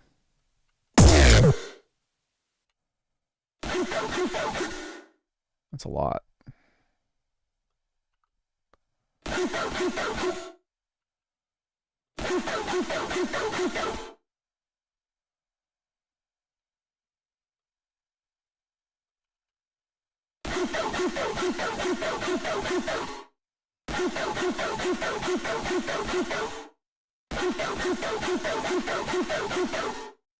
Okay, so that means that the gate needs to be on this.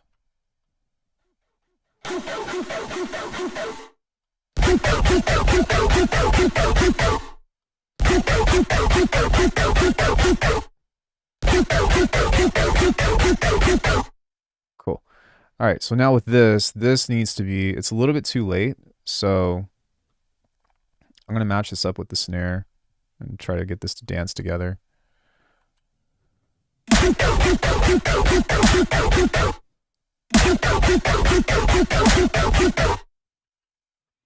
Which is unfortunate because this means that, actually no, I only need to do this once.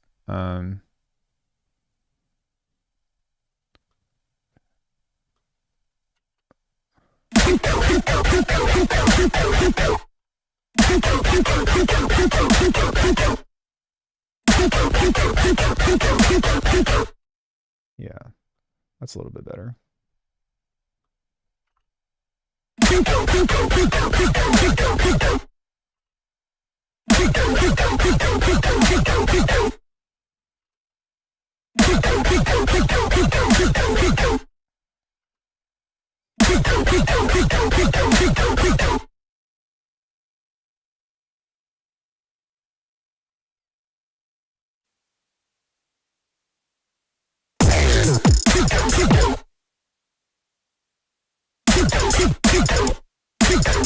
Okay, so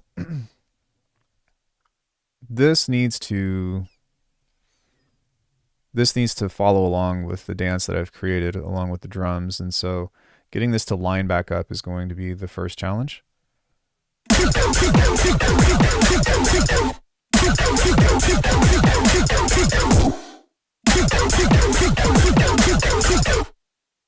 So let's see if we can create that.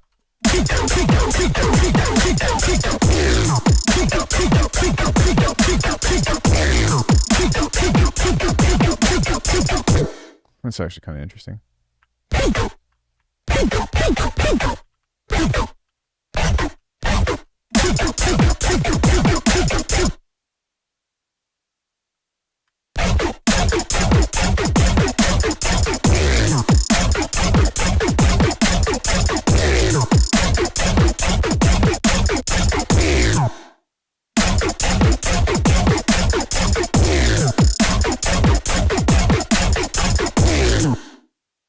Now on this as well, maybe we don't need this to have any reverb over it because it needs to be like everything needs to be up front. So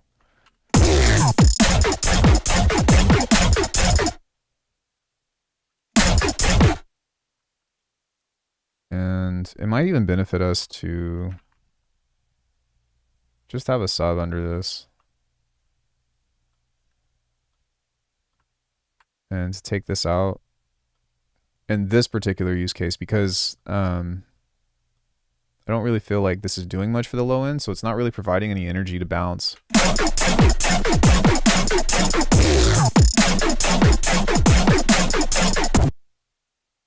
And I do want to give this some separation, so we're going to cut off the tails of this just a bit.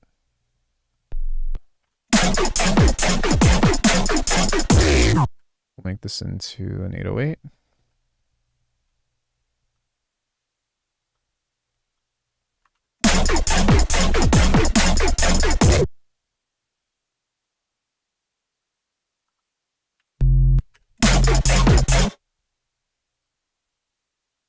Get out of there, please. Thank you.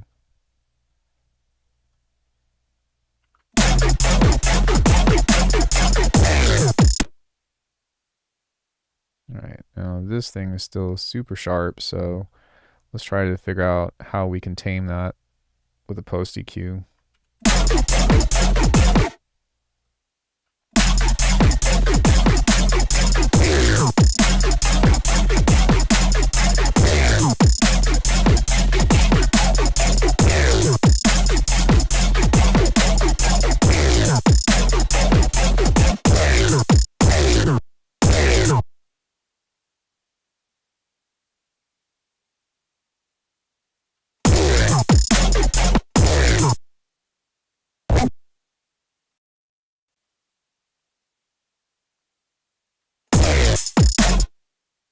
Okay.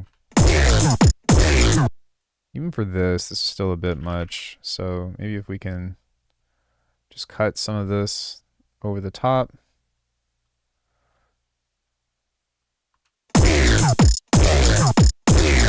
Maybe the opposite way.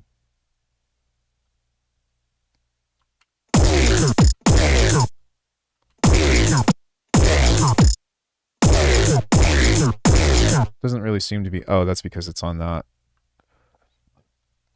Sorry. Let's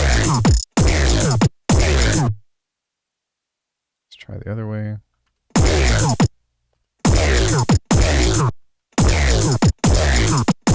Yeah, that's not really doing much to the sound.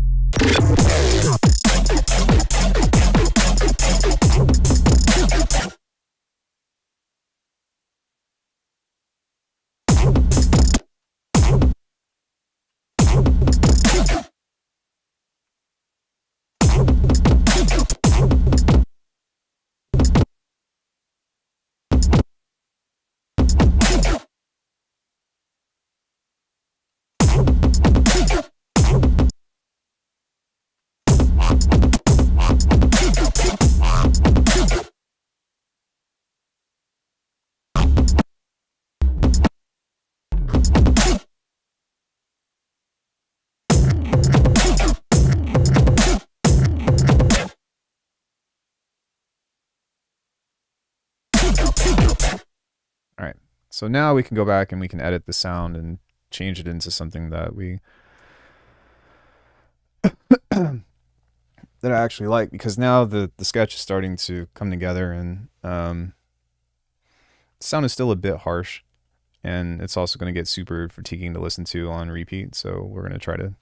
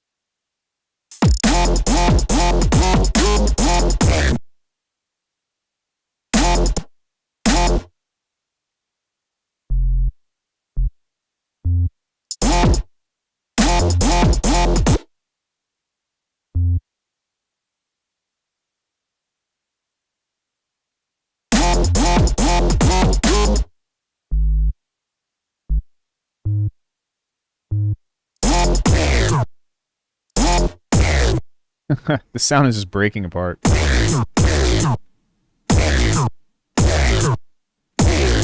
Why?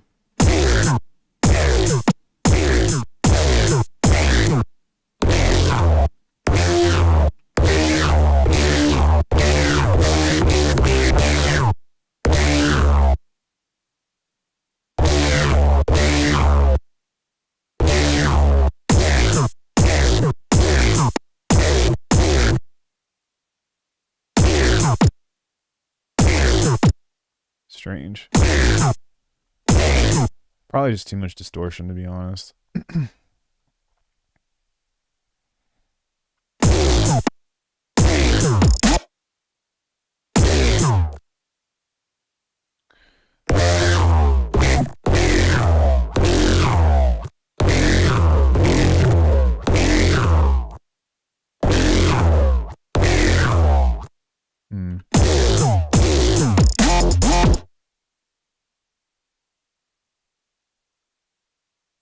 Okay.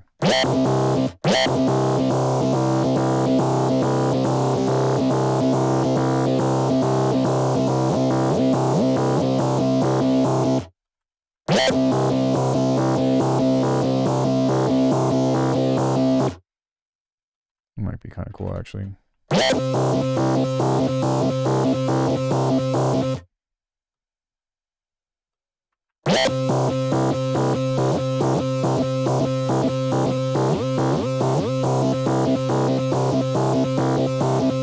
Yo, what's up, Brett?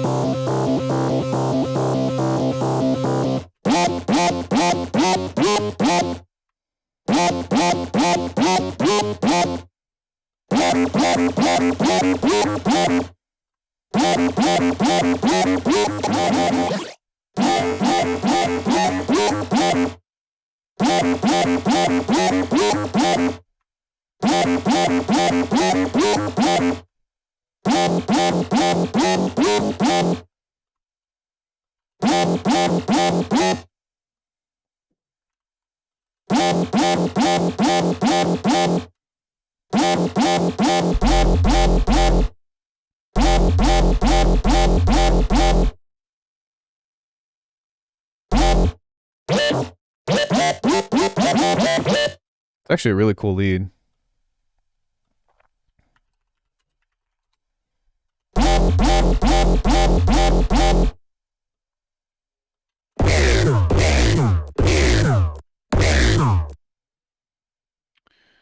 Now...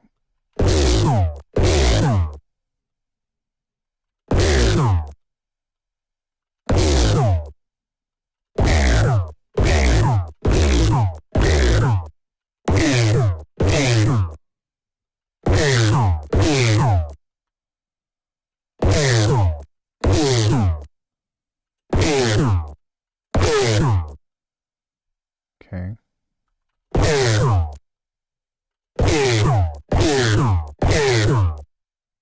Okay.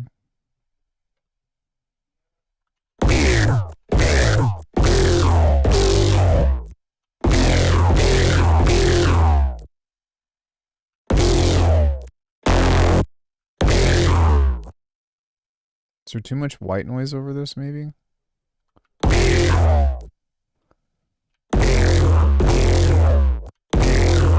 Because for some reason it just sounds like...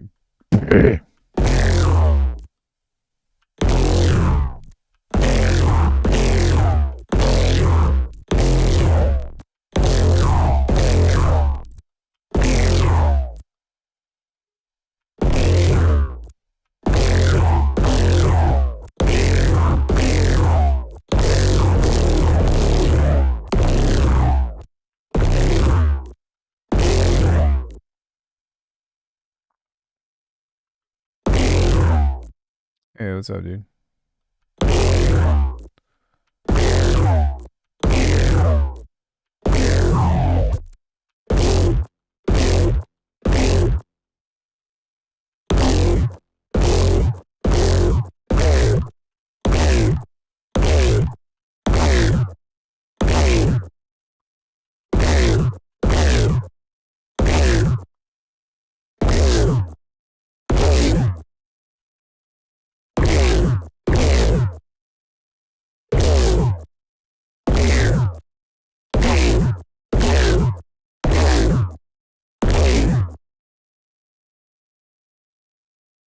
Sorry, just trying different shit.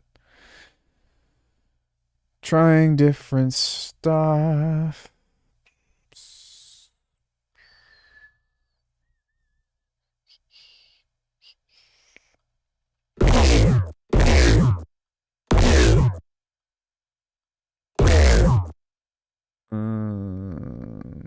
Is there no...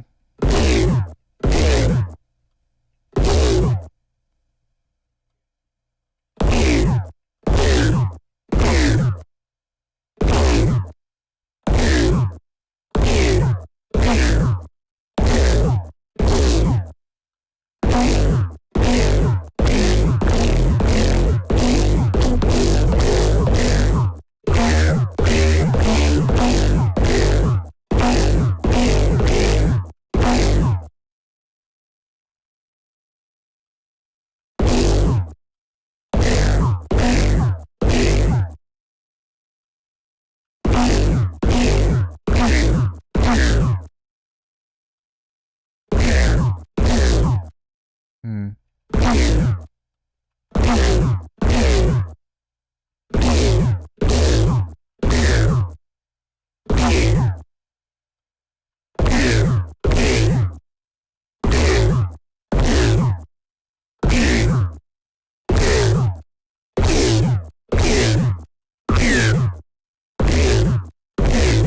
Sorry guys, just fucking with this.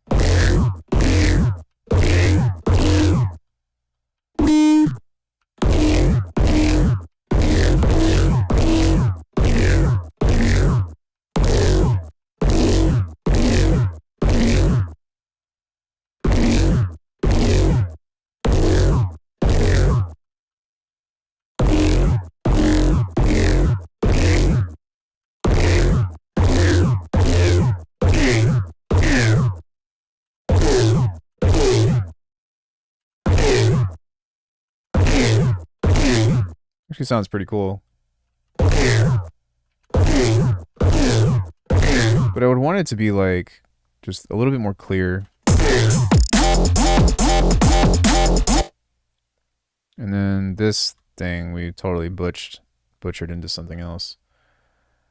Yeah, I've been on 6.0 since its beta.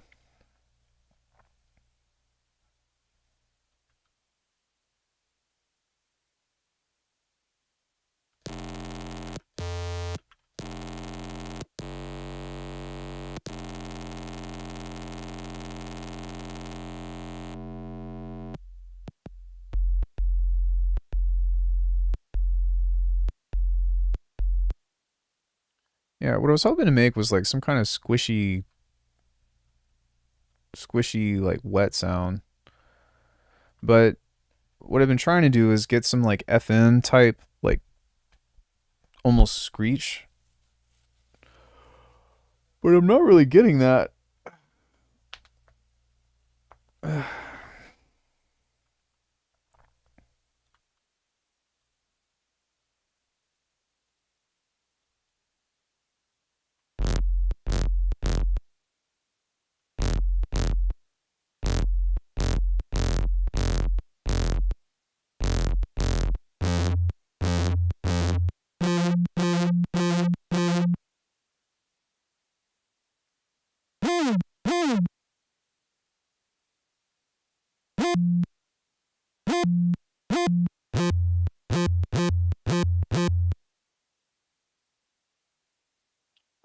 I'm gonna buy it today. I don't have any Bitwig, but keen to learn it and make it my main DAW. Where are you coming from?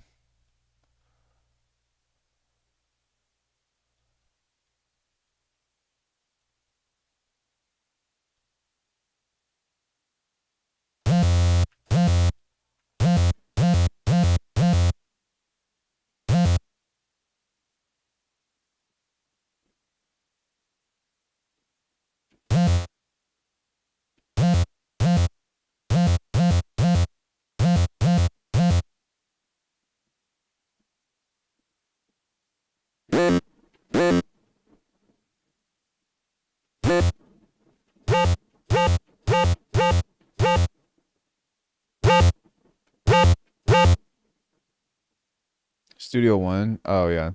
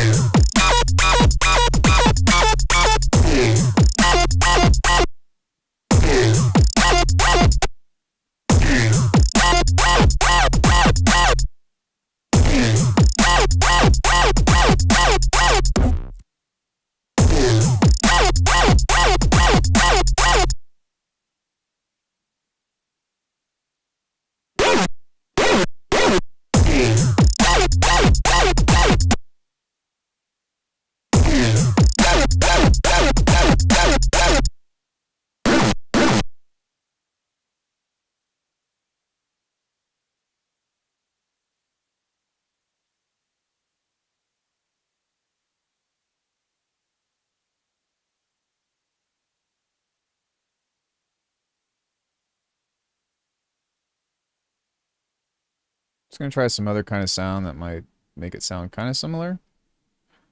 Because I really, like I said, I wanted this to sound like super squish, like weeple, weeple.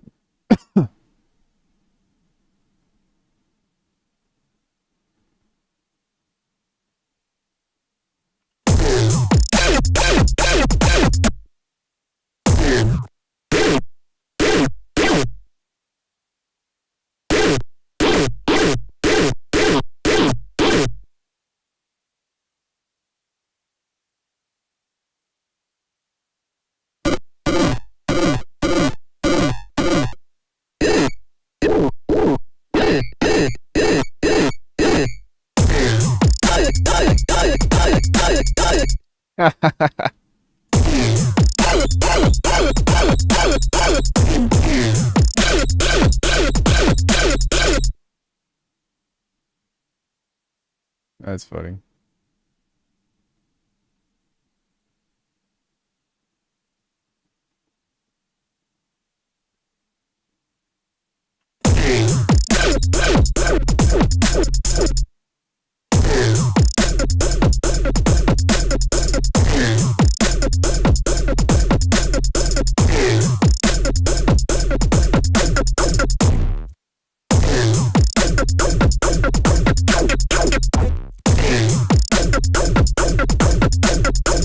Okay, I think I'm on the right track.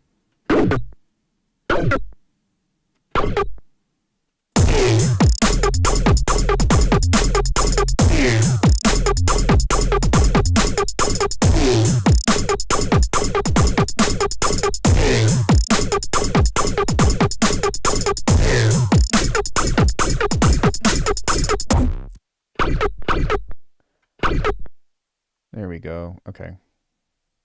It's kind of a little bit closer to what I was looking for. Just need to make it even more squish.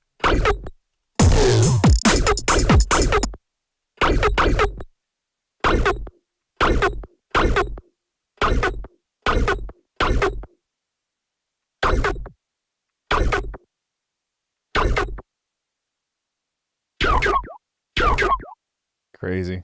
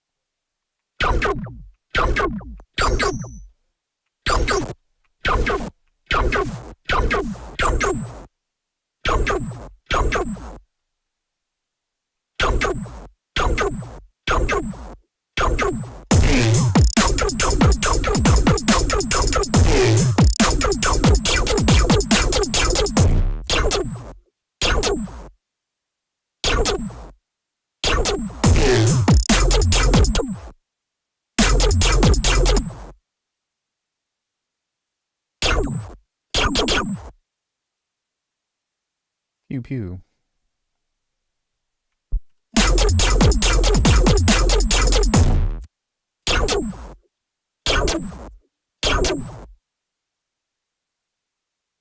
It's crazy high end.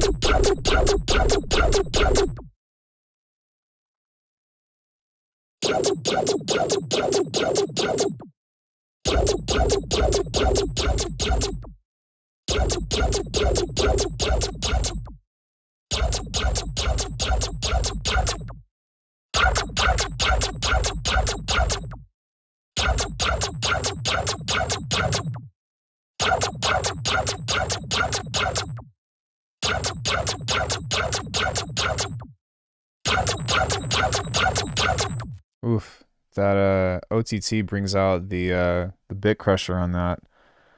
That just makes it painful.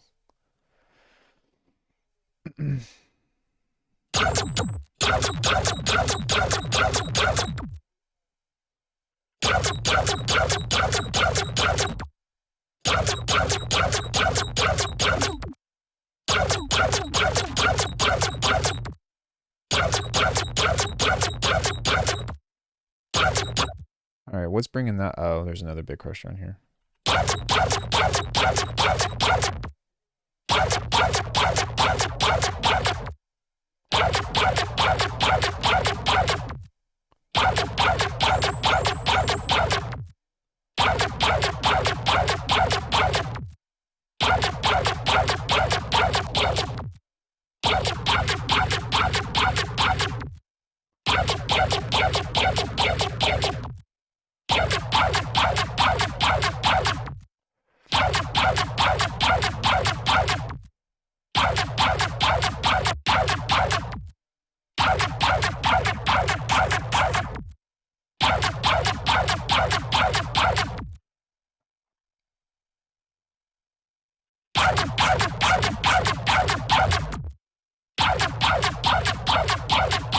Yo, what's up, Jeff?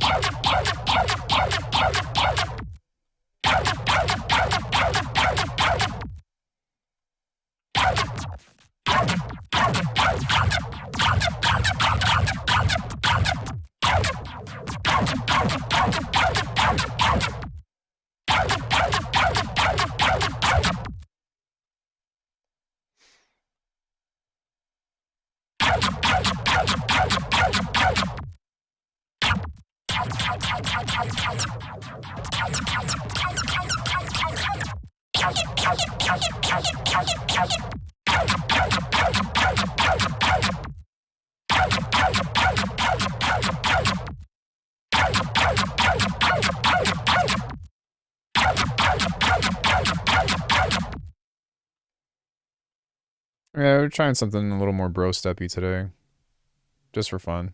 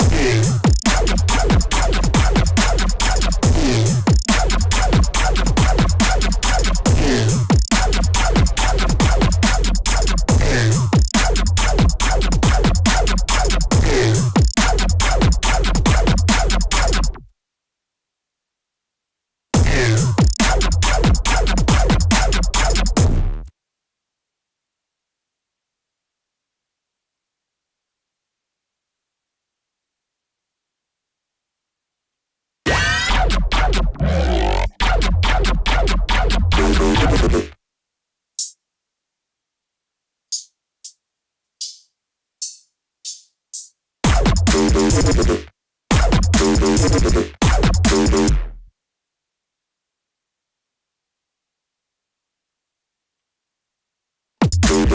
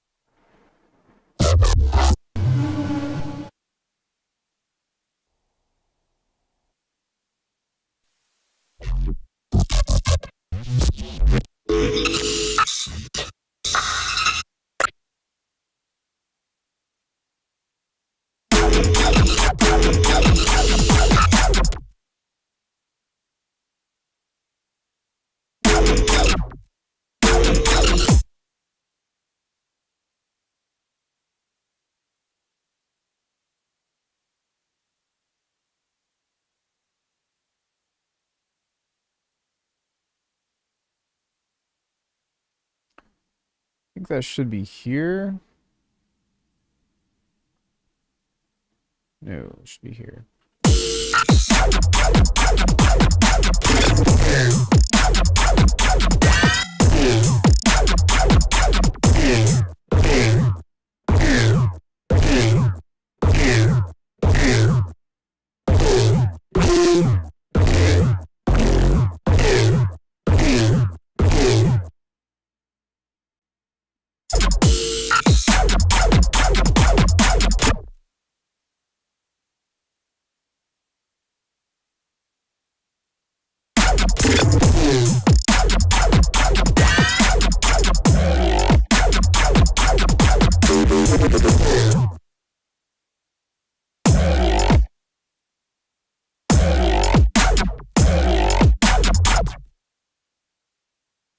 I do like that sound. I'll probably replace it with something else, but kind of just gonna fuck around with this and try to get some other interesting.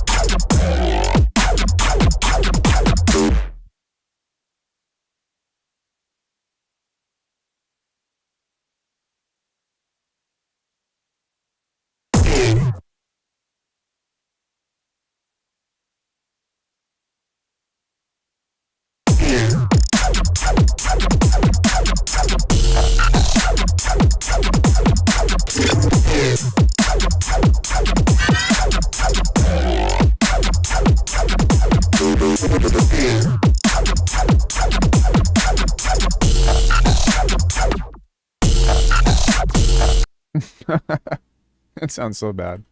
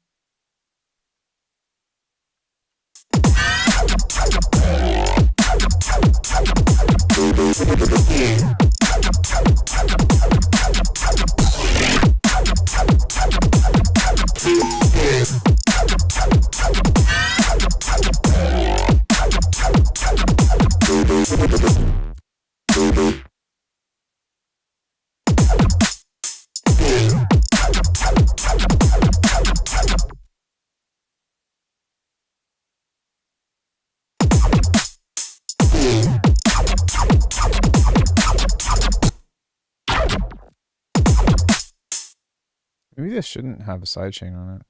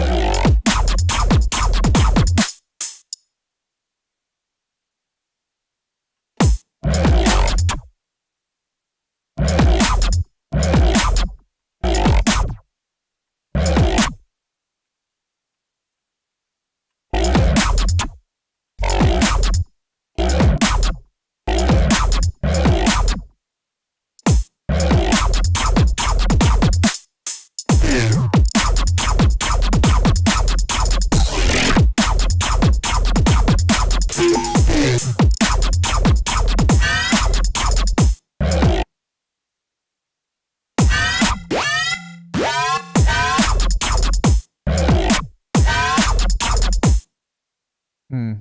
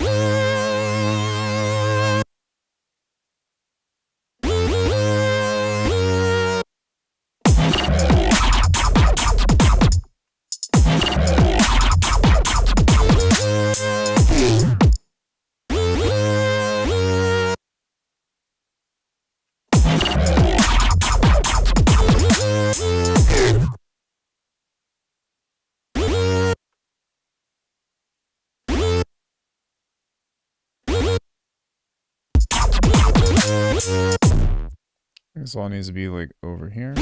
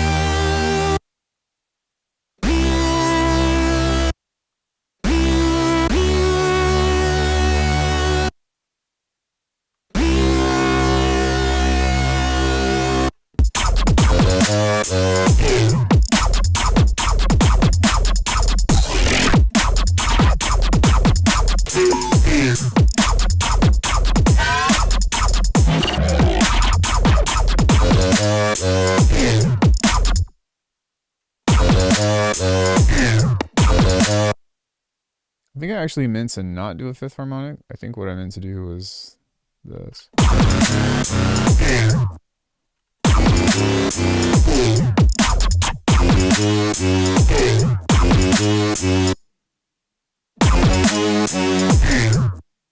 No, this is actually way cooler.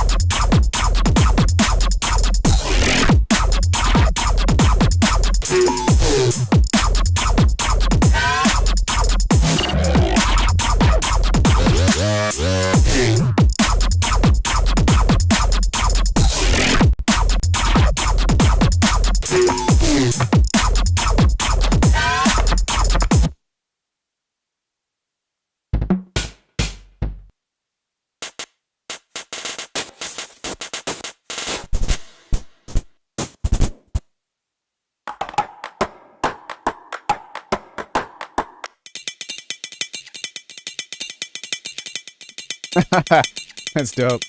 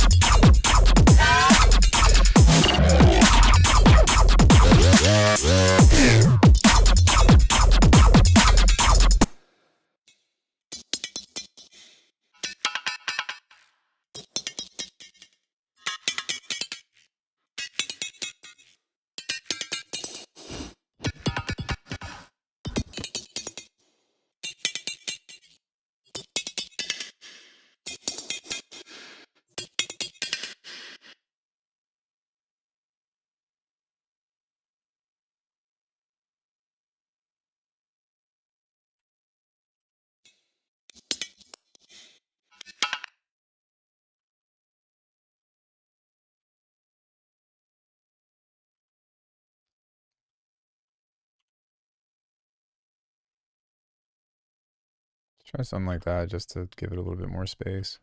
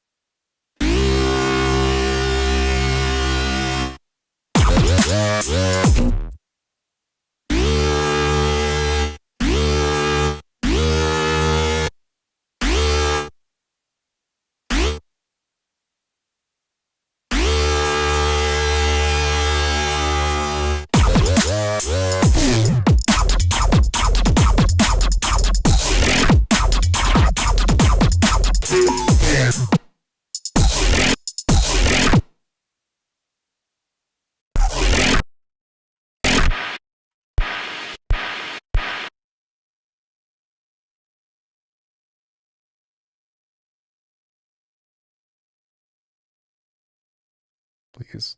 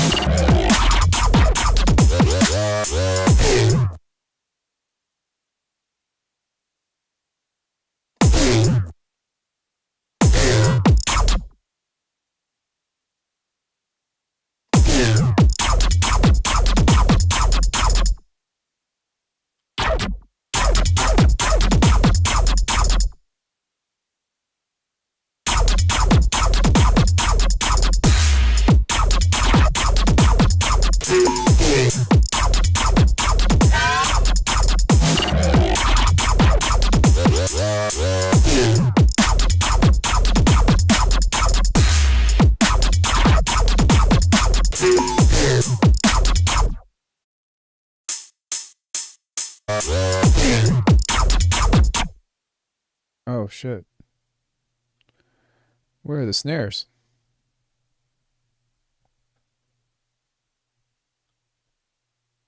I was like, why? I was wondering what was going on there.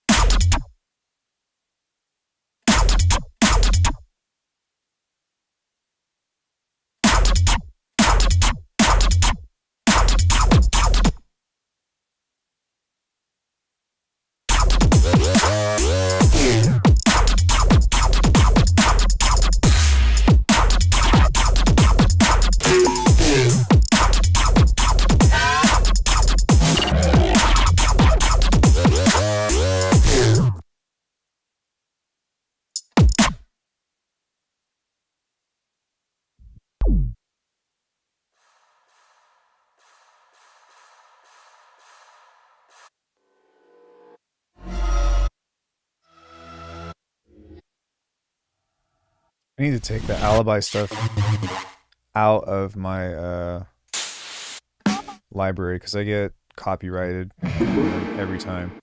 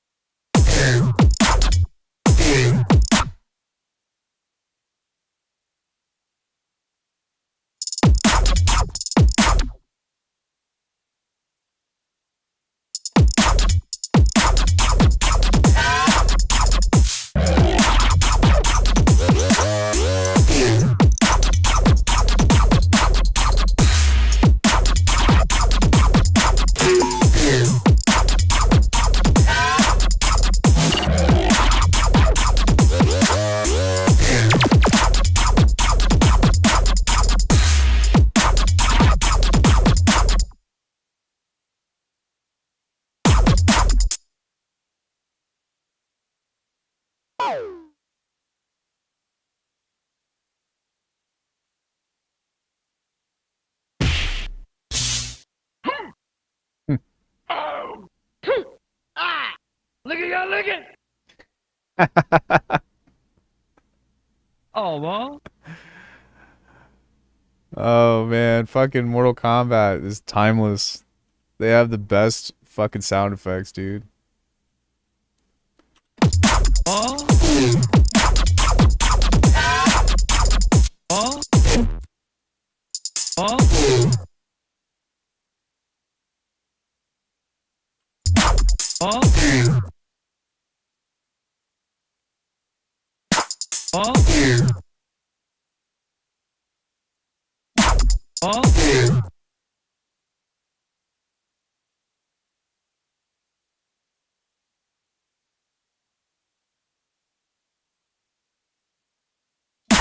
Oh.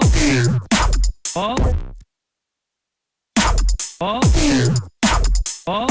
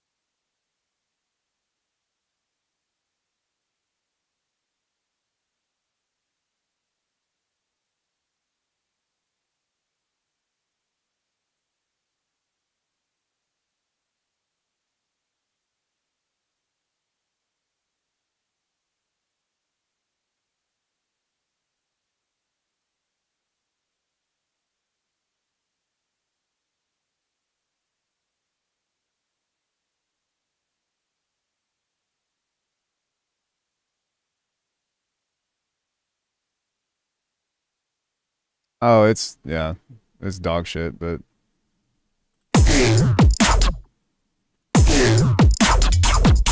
I think that this needs it needs some mids. I don't know, it needs something. Like, this is... Or maybe it just needs a completely different sound. But I like the sound. It just, it doesn't hold enough weight to be like, oh, fuck, that's really interesting.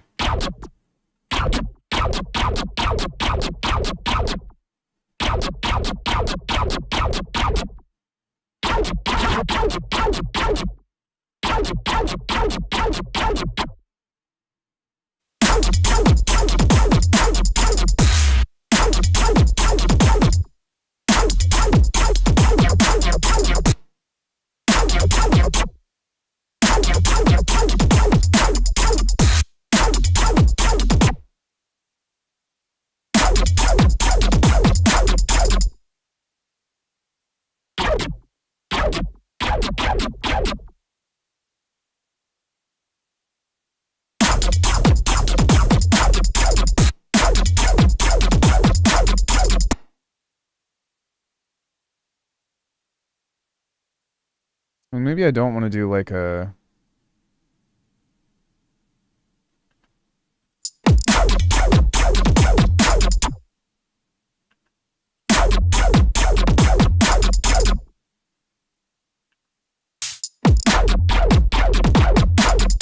Yeah, it's just the sound sucks. Like, initially I wanted it to be like, weekoo, weekoo, you know? And have like a cool like bass squishy sound or whatever, but I don't think that I know this genre well enough to pull off how I want it to sound.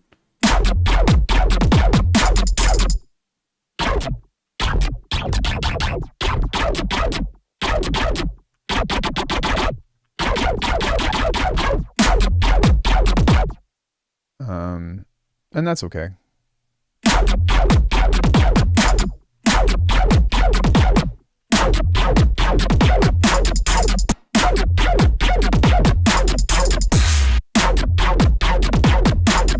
No, I don't think that it's strong enough. I think that I don't think that it's interesting enough, personally.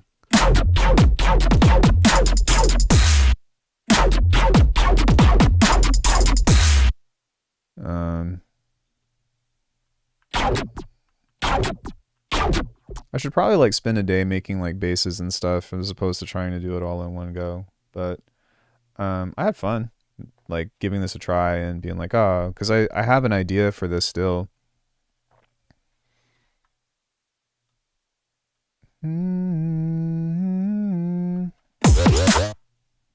Because it would be like...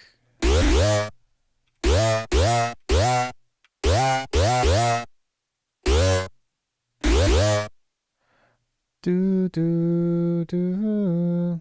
You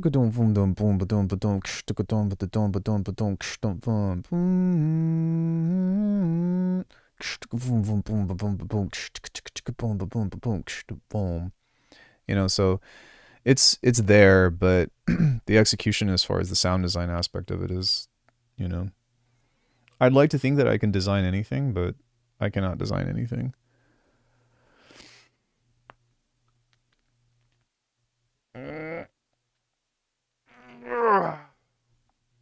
But in any case, this is still where I want to be.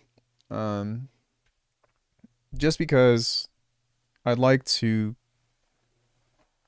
keep working with sounds like this and keep trying to figure out, you know, how to make this stuff come together and how to make it work. And I think that practicing other genres outside of just halftime and stuff will help me get there, if that makes sense.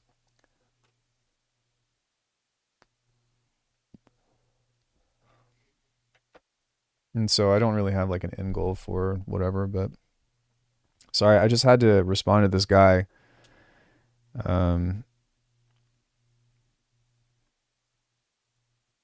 He was like, I posted like that hard wave thing as a short, and someone was like, wow, that was shit. And I was like, wow, just like your personality.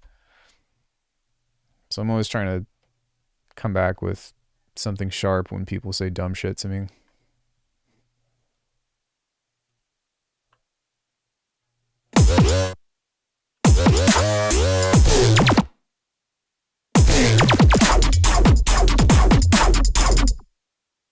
Nah, man, I don't agree with that at all. Like, I mean, I think that it should be it whatever is best is up to the person that thinks what is best for them. But I can't tell you how many times I, you know, have someone talking shit to me and they're just like, just shut up and, you know, shut up and just take the criticism, and you know what I mean? And basically it's like a means of like, shut up and be bullied. And I'm like, fuck you. Fuck you. You wouldn't say any of that to me in person. But, you know, and sometimes people like say things that don't even apply to me, that might apply to a minority group or whatever. And like, it's not about them and me, it's about who sees it. You get what I'm saying? And so because of that, if somebody says something, especially that's, you know, I don't know, heaven forbid, they say something racist, or they say something that, you know what I mean, is misogynistic or whatever, like, I'm held accountable for that, for how I respond to it. You know what I mean? And I think that, you know, people should be held accountable. So for me to just be like, oh, I'm just going to ignore it, like, that sends a message that it's okay, you know, that it's okay for people to send that kind of stuff. And I think that it's important for people to speak up, you know. Internet culture is fucking wild, you know. Like, I've even got you know, I get into internet arguments all the time with people, and it's not necessarily that I enjoy it, but it's because I enjoy speaking my mind and don't really care about having a discussion or whatever. And when people talk to me sideways, it's like, I don't know, I was even on Reddit earlier today and somebody said something really fucking stupid that was like one of those, oh, well, you're so upset or whatever, have a nice day. And I'm like, first of all, don't fucking invalidate my feelings. Second of all, just because I said something you don't like doesn't mean that my feelings were hurt, you know? And I want to hold people to a higher standard for communication. And that's just my own personal thing. It's something that I'm very vigilant about. And if somebody's going to say something stupid or something sly, or you know what I mean, they're going to engage in a roasting battle, I intend on being combative and wanting to win. So I don't know. It's a waste of time, but again, it's also for people that, you know, if you are in here and you are a good person, I will stick up for you. That's just the kind of person that I am, you know? And what kind of message would I send if, you know, people say some dumb shit to me and I don't stick up for myself? I don't know. Maybe I'm crazy, but that's how I feel. I'm always going to stick up for myself. Fuck those people. Fuck them hard. I don't care. In any case, I think that I'm ready for a break from this. Yeah. Does anybody have any suggestions on something else that they want to do?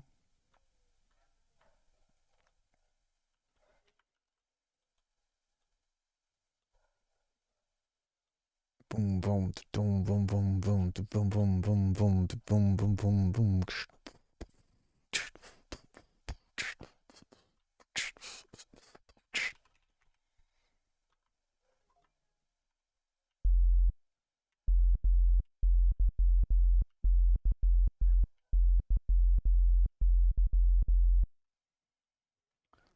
Let's do an Alex out. That's kind of where my head's at too.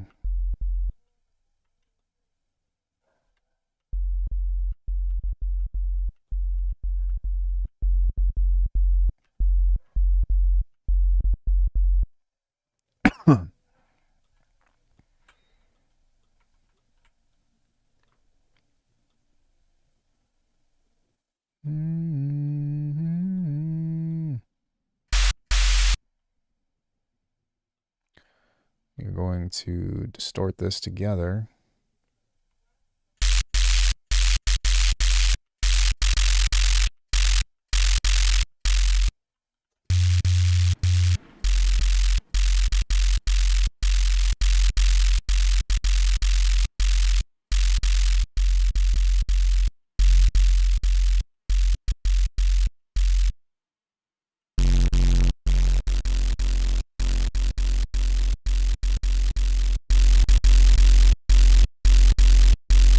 Yeah, they're on their way. I've been really busy with stuff. I'm trying to get ready for this label release, and it's been taking the majority of my time. And I was also doing the side project, which I just dropped due to circumstances, but I should have some more time soon. But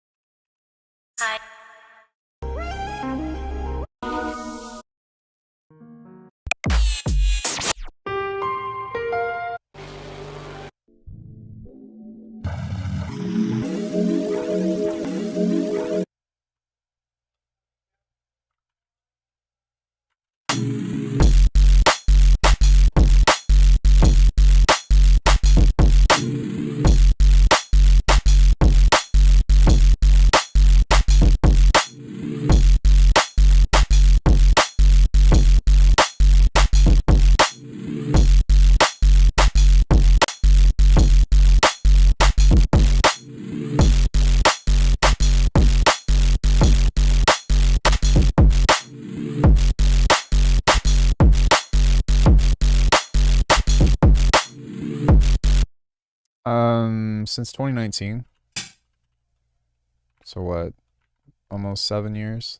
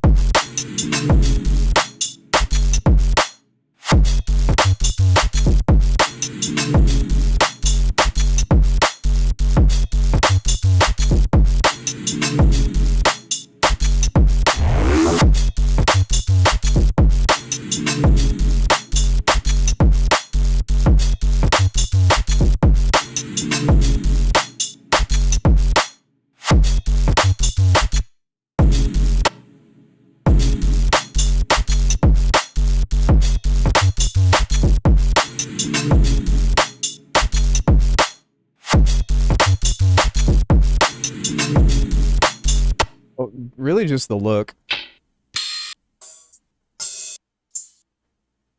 Like, that's the biggest thing for me, is that it just looks nice.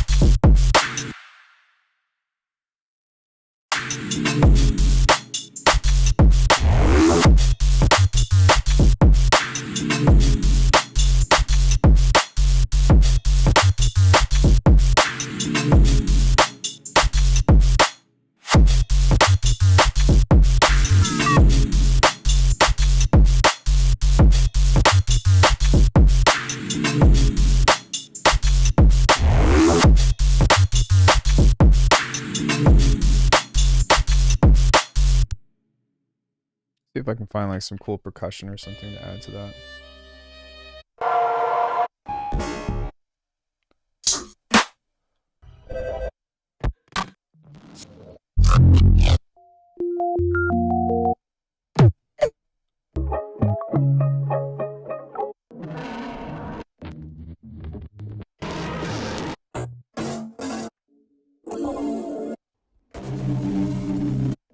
How did I make this? This was so cool.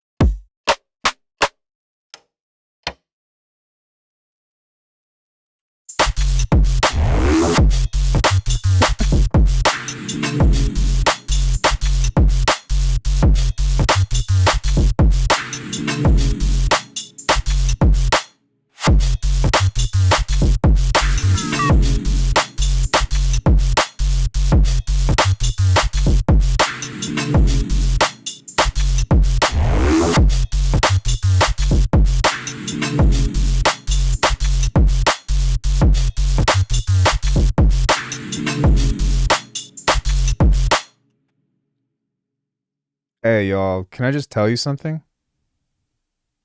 Mick Gordon reached back out to me. Holy fuck.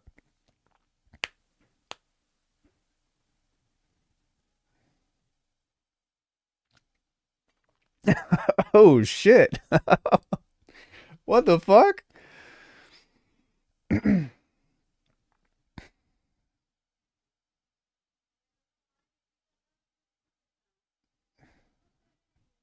That's crazy. I'll send him a message tomorrow.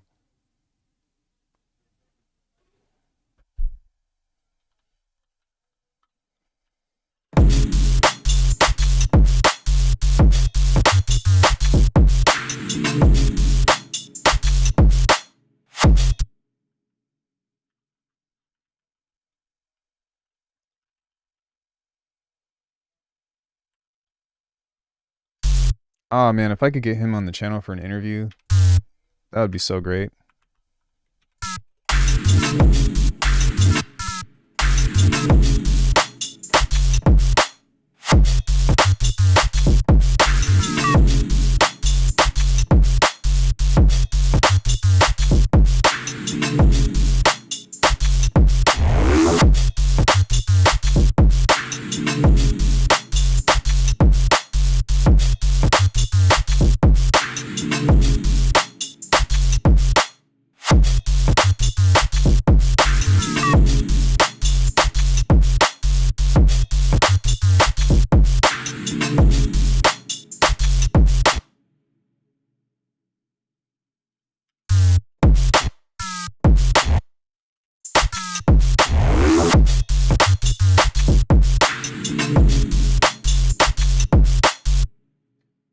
This was cool.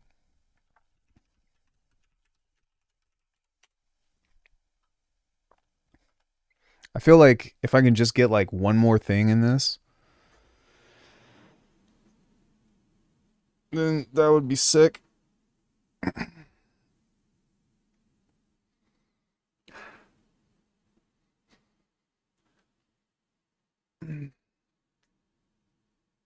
I know. Fuck. Getting him on the channel and just letting him rip, no pun intended. Well, really, like, I don't know. If I could get him on the channel,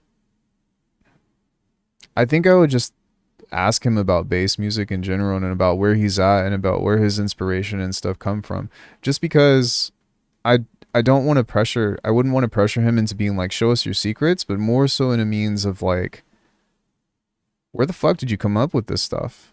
You know? Or like how did you find your way to what it is that you make? And yeah, and then also talk about his new game that he's working on, but I don't know, we'll see.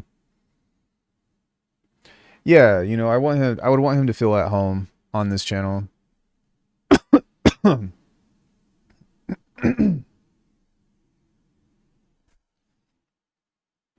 I only wish there was a way to put the piano roll on a second screen. Can you not do that? I guess you can't. Well, actually, wait. Yeah, I think you can because you can have the detail editor pane on a second screen. So if you go settings and you go user interface and you go dual display,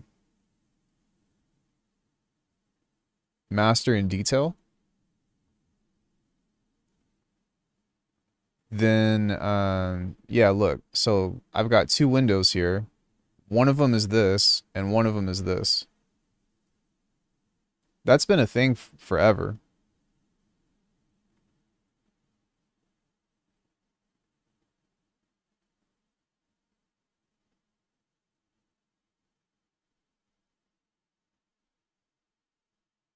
And I wonder if you double click this.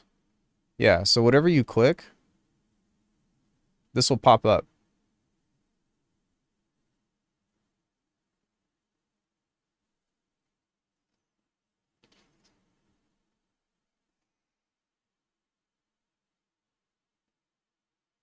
Oh no, that just closed out of Bitwig entirely. Fuck.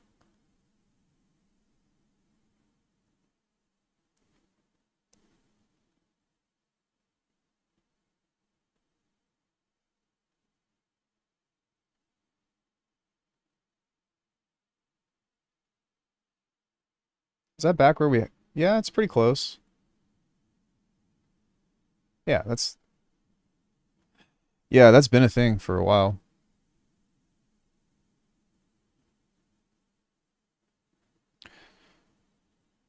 Yeah, for sure.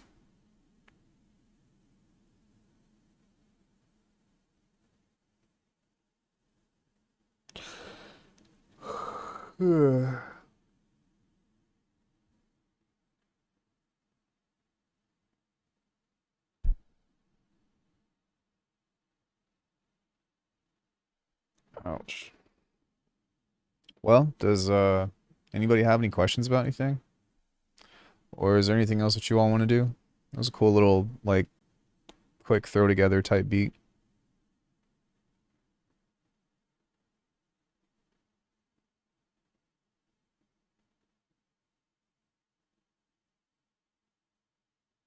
I think I don't know, for some reason it's weird. Like when it comes into trying to make musical stuff, or not even musical stuff, but when it comes into trying to write hooks for halftime, it's hard, man. But I don't know if y'all recall, but whenever I made uh the hard wave stuff, it was just like super easy. And I think that no, don't apologize. There's nothing to apologize for. But I'm like, I don't know. I think that it's just because I can't really imagine like what kinds of tracks that I want to make, and a lot of the stuff that's been good that's come out has been like through accident. It's weird like getting the beats together and stuff, you know, and like the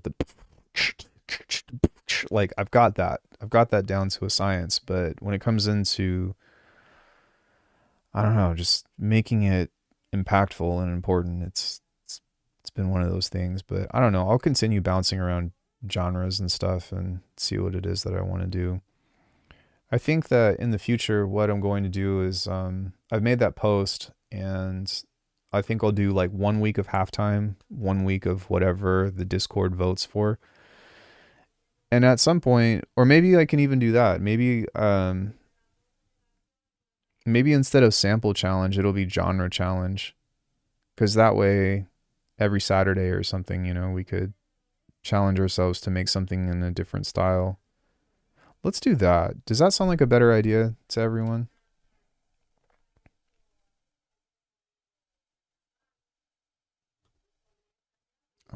Music stream.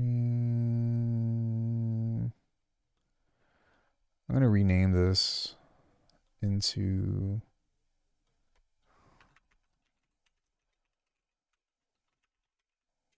weekly genre challenge. I mean, that's like super similar to Hardwave though, you know? It's like it's not the same thing, but it's like borderline the same thing.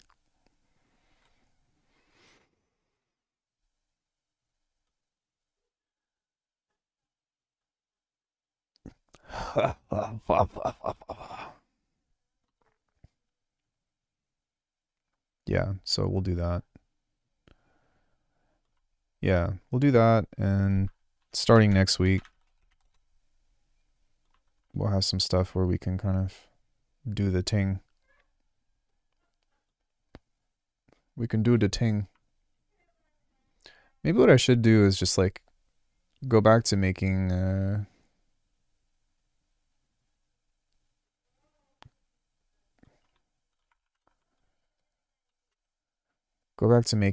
what's it called?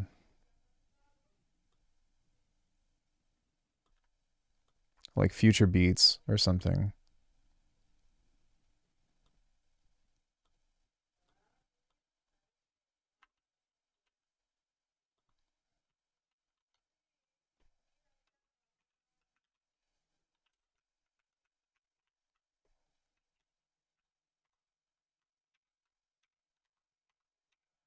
Shouldn't there be a way that you can is it option? Yeah.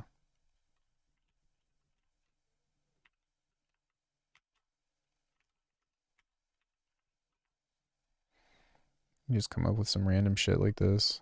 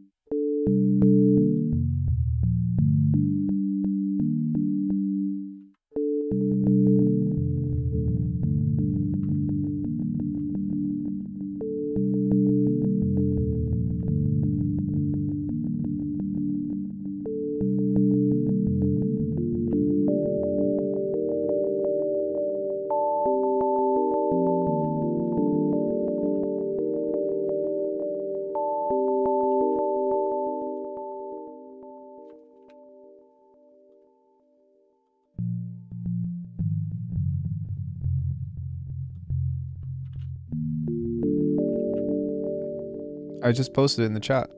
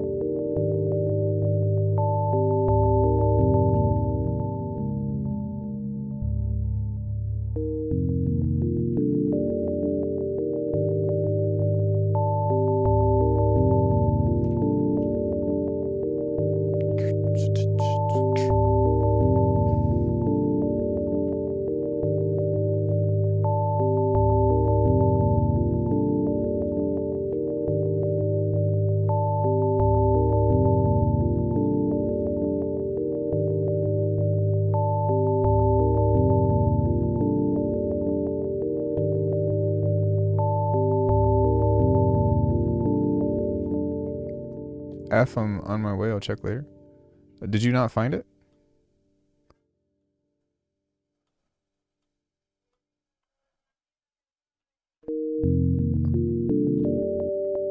Oh, do you not have Discord on your phone?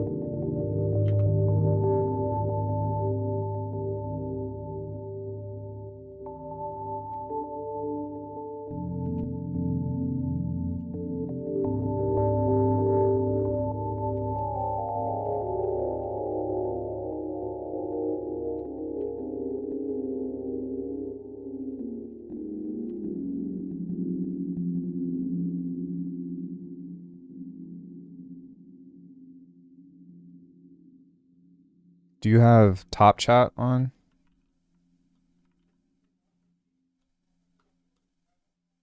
Or, I mean, are you able to...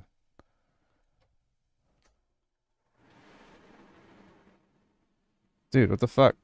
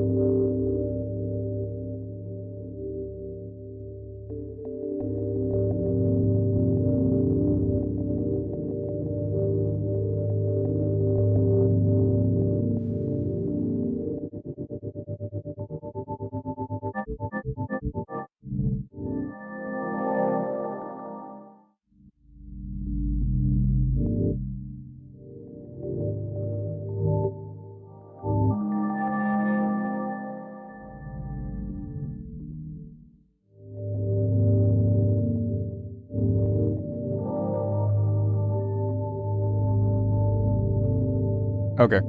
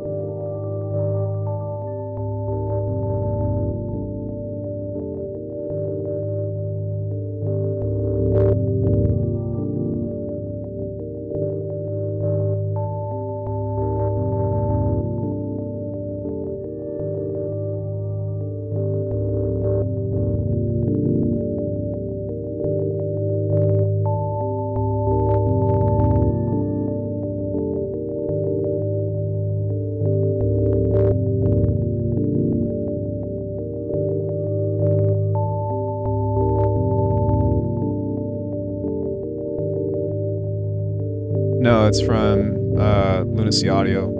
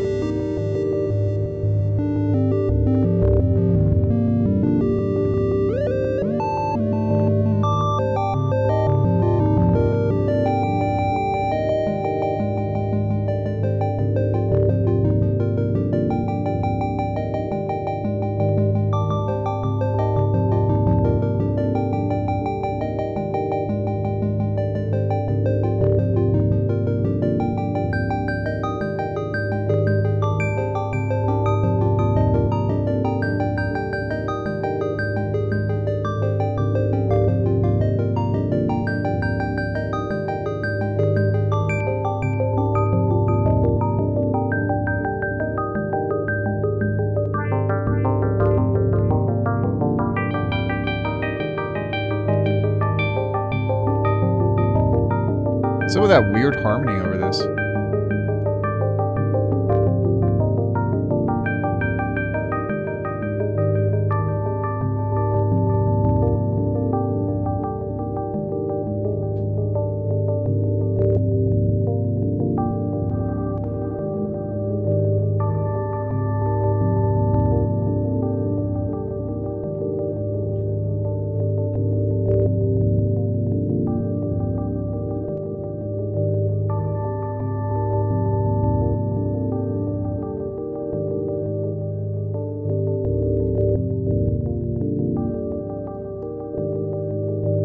Oh, it's probably because of this.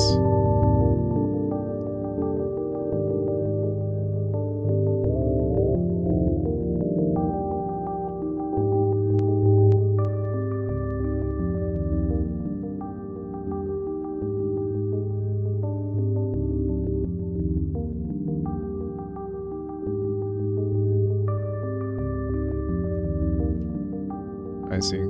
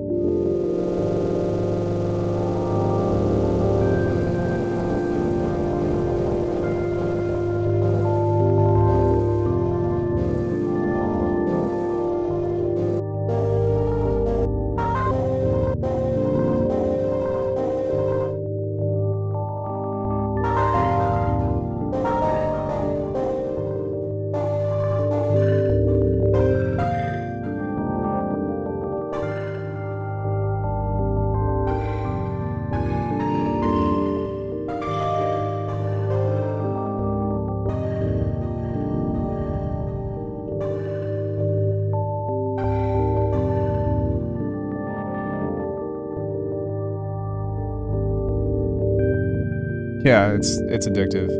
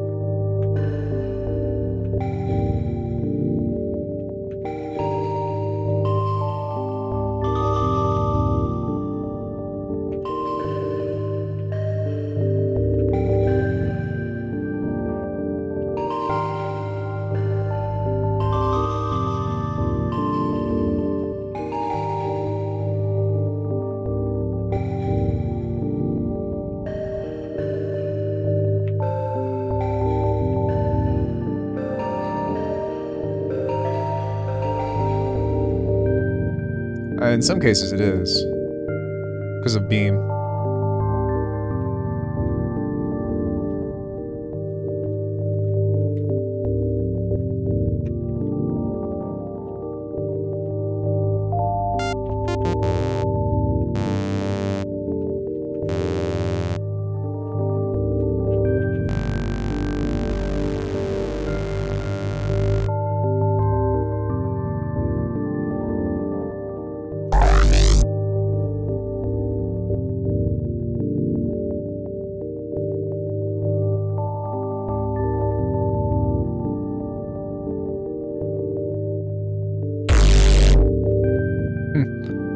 Whoa.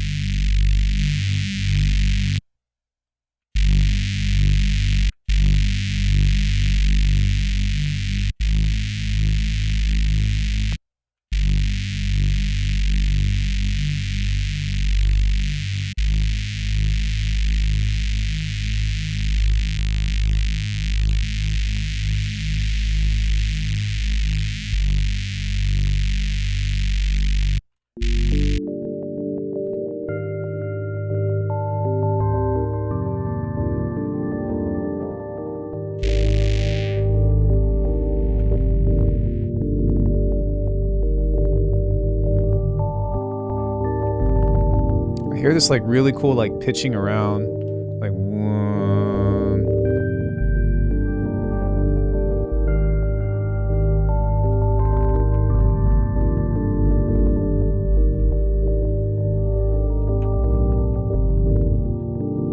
But it kind of takes away from the prettiness of.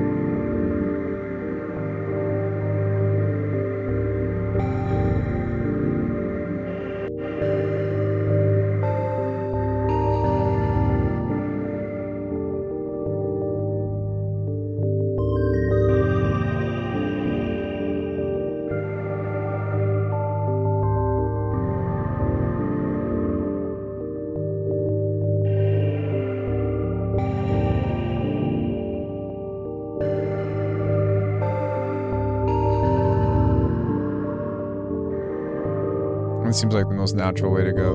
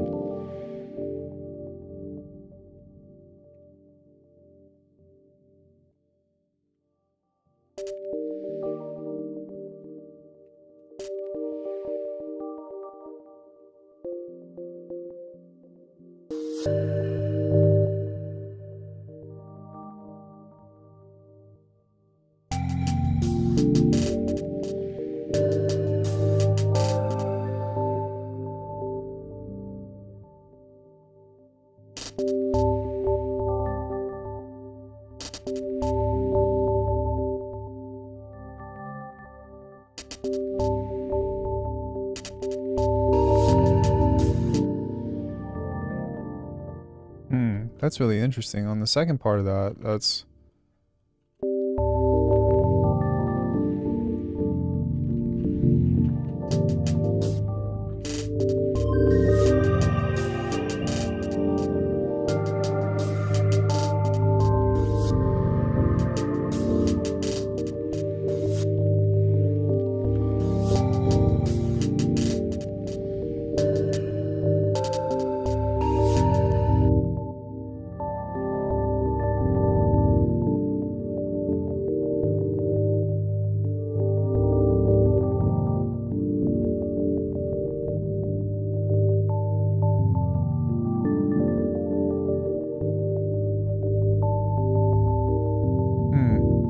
I think I'm just hearing things.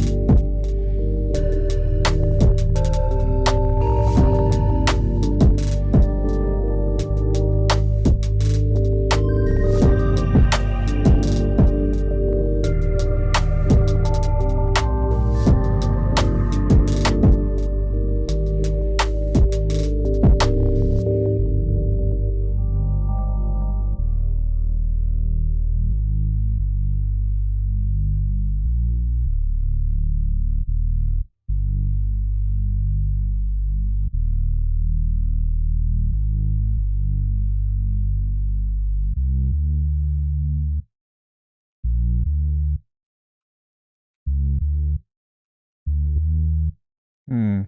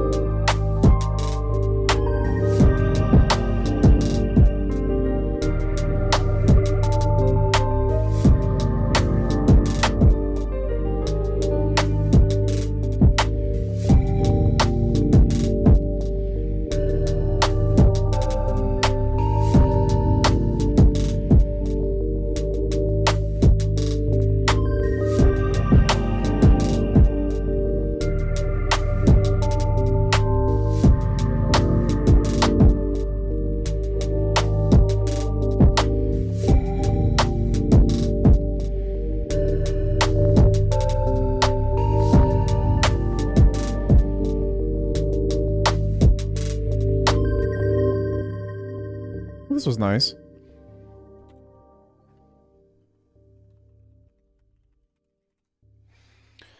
Um, yeah, we tried a bunch of different shit today, which was cool. A lot of different vibes and all that stuff. Does anybody have any questions about today, or Any comments, observations, stuff about Bitwig that you want to talk about? Do you want to talk about it?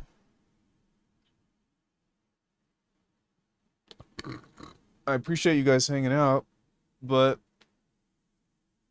with everybody leaving, it's probably time for me to go too. I've been live for like 4 hours. I definitely tried to make something cool today, but it's not going to happen every time. So, yeah. Well, thank you so much. I appreciate it. And you guys are awesome.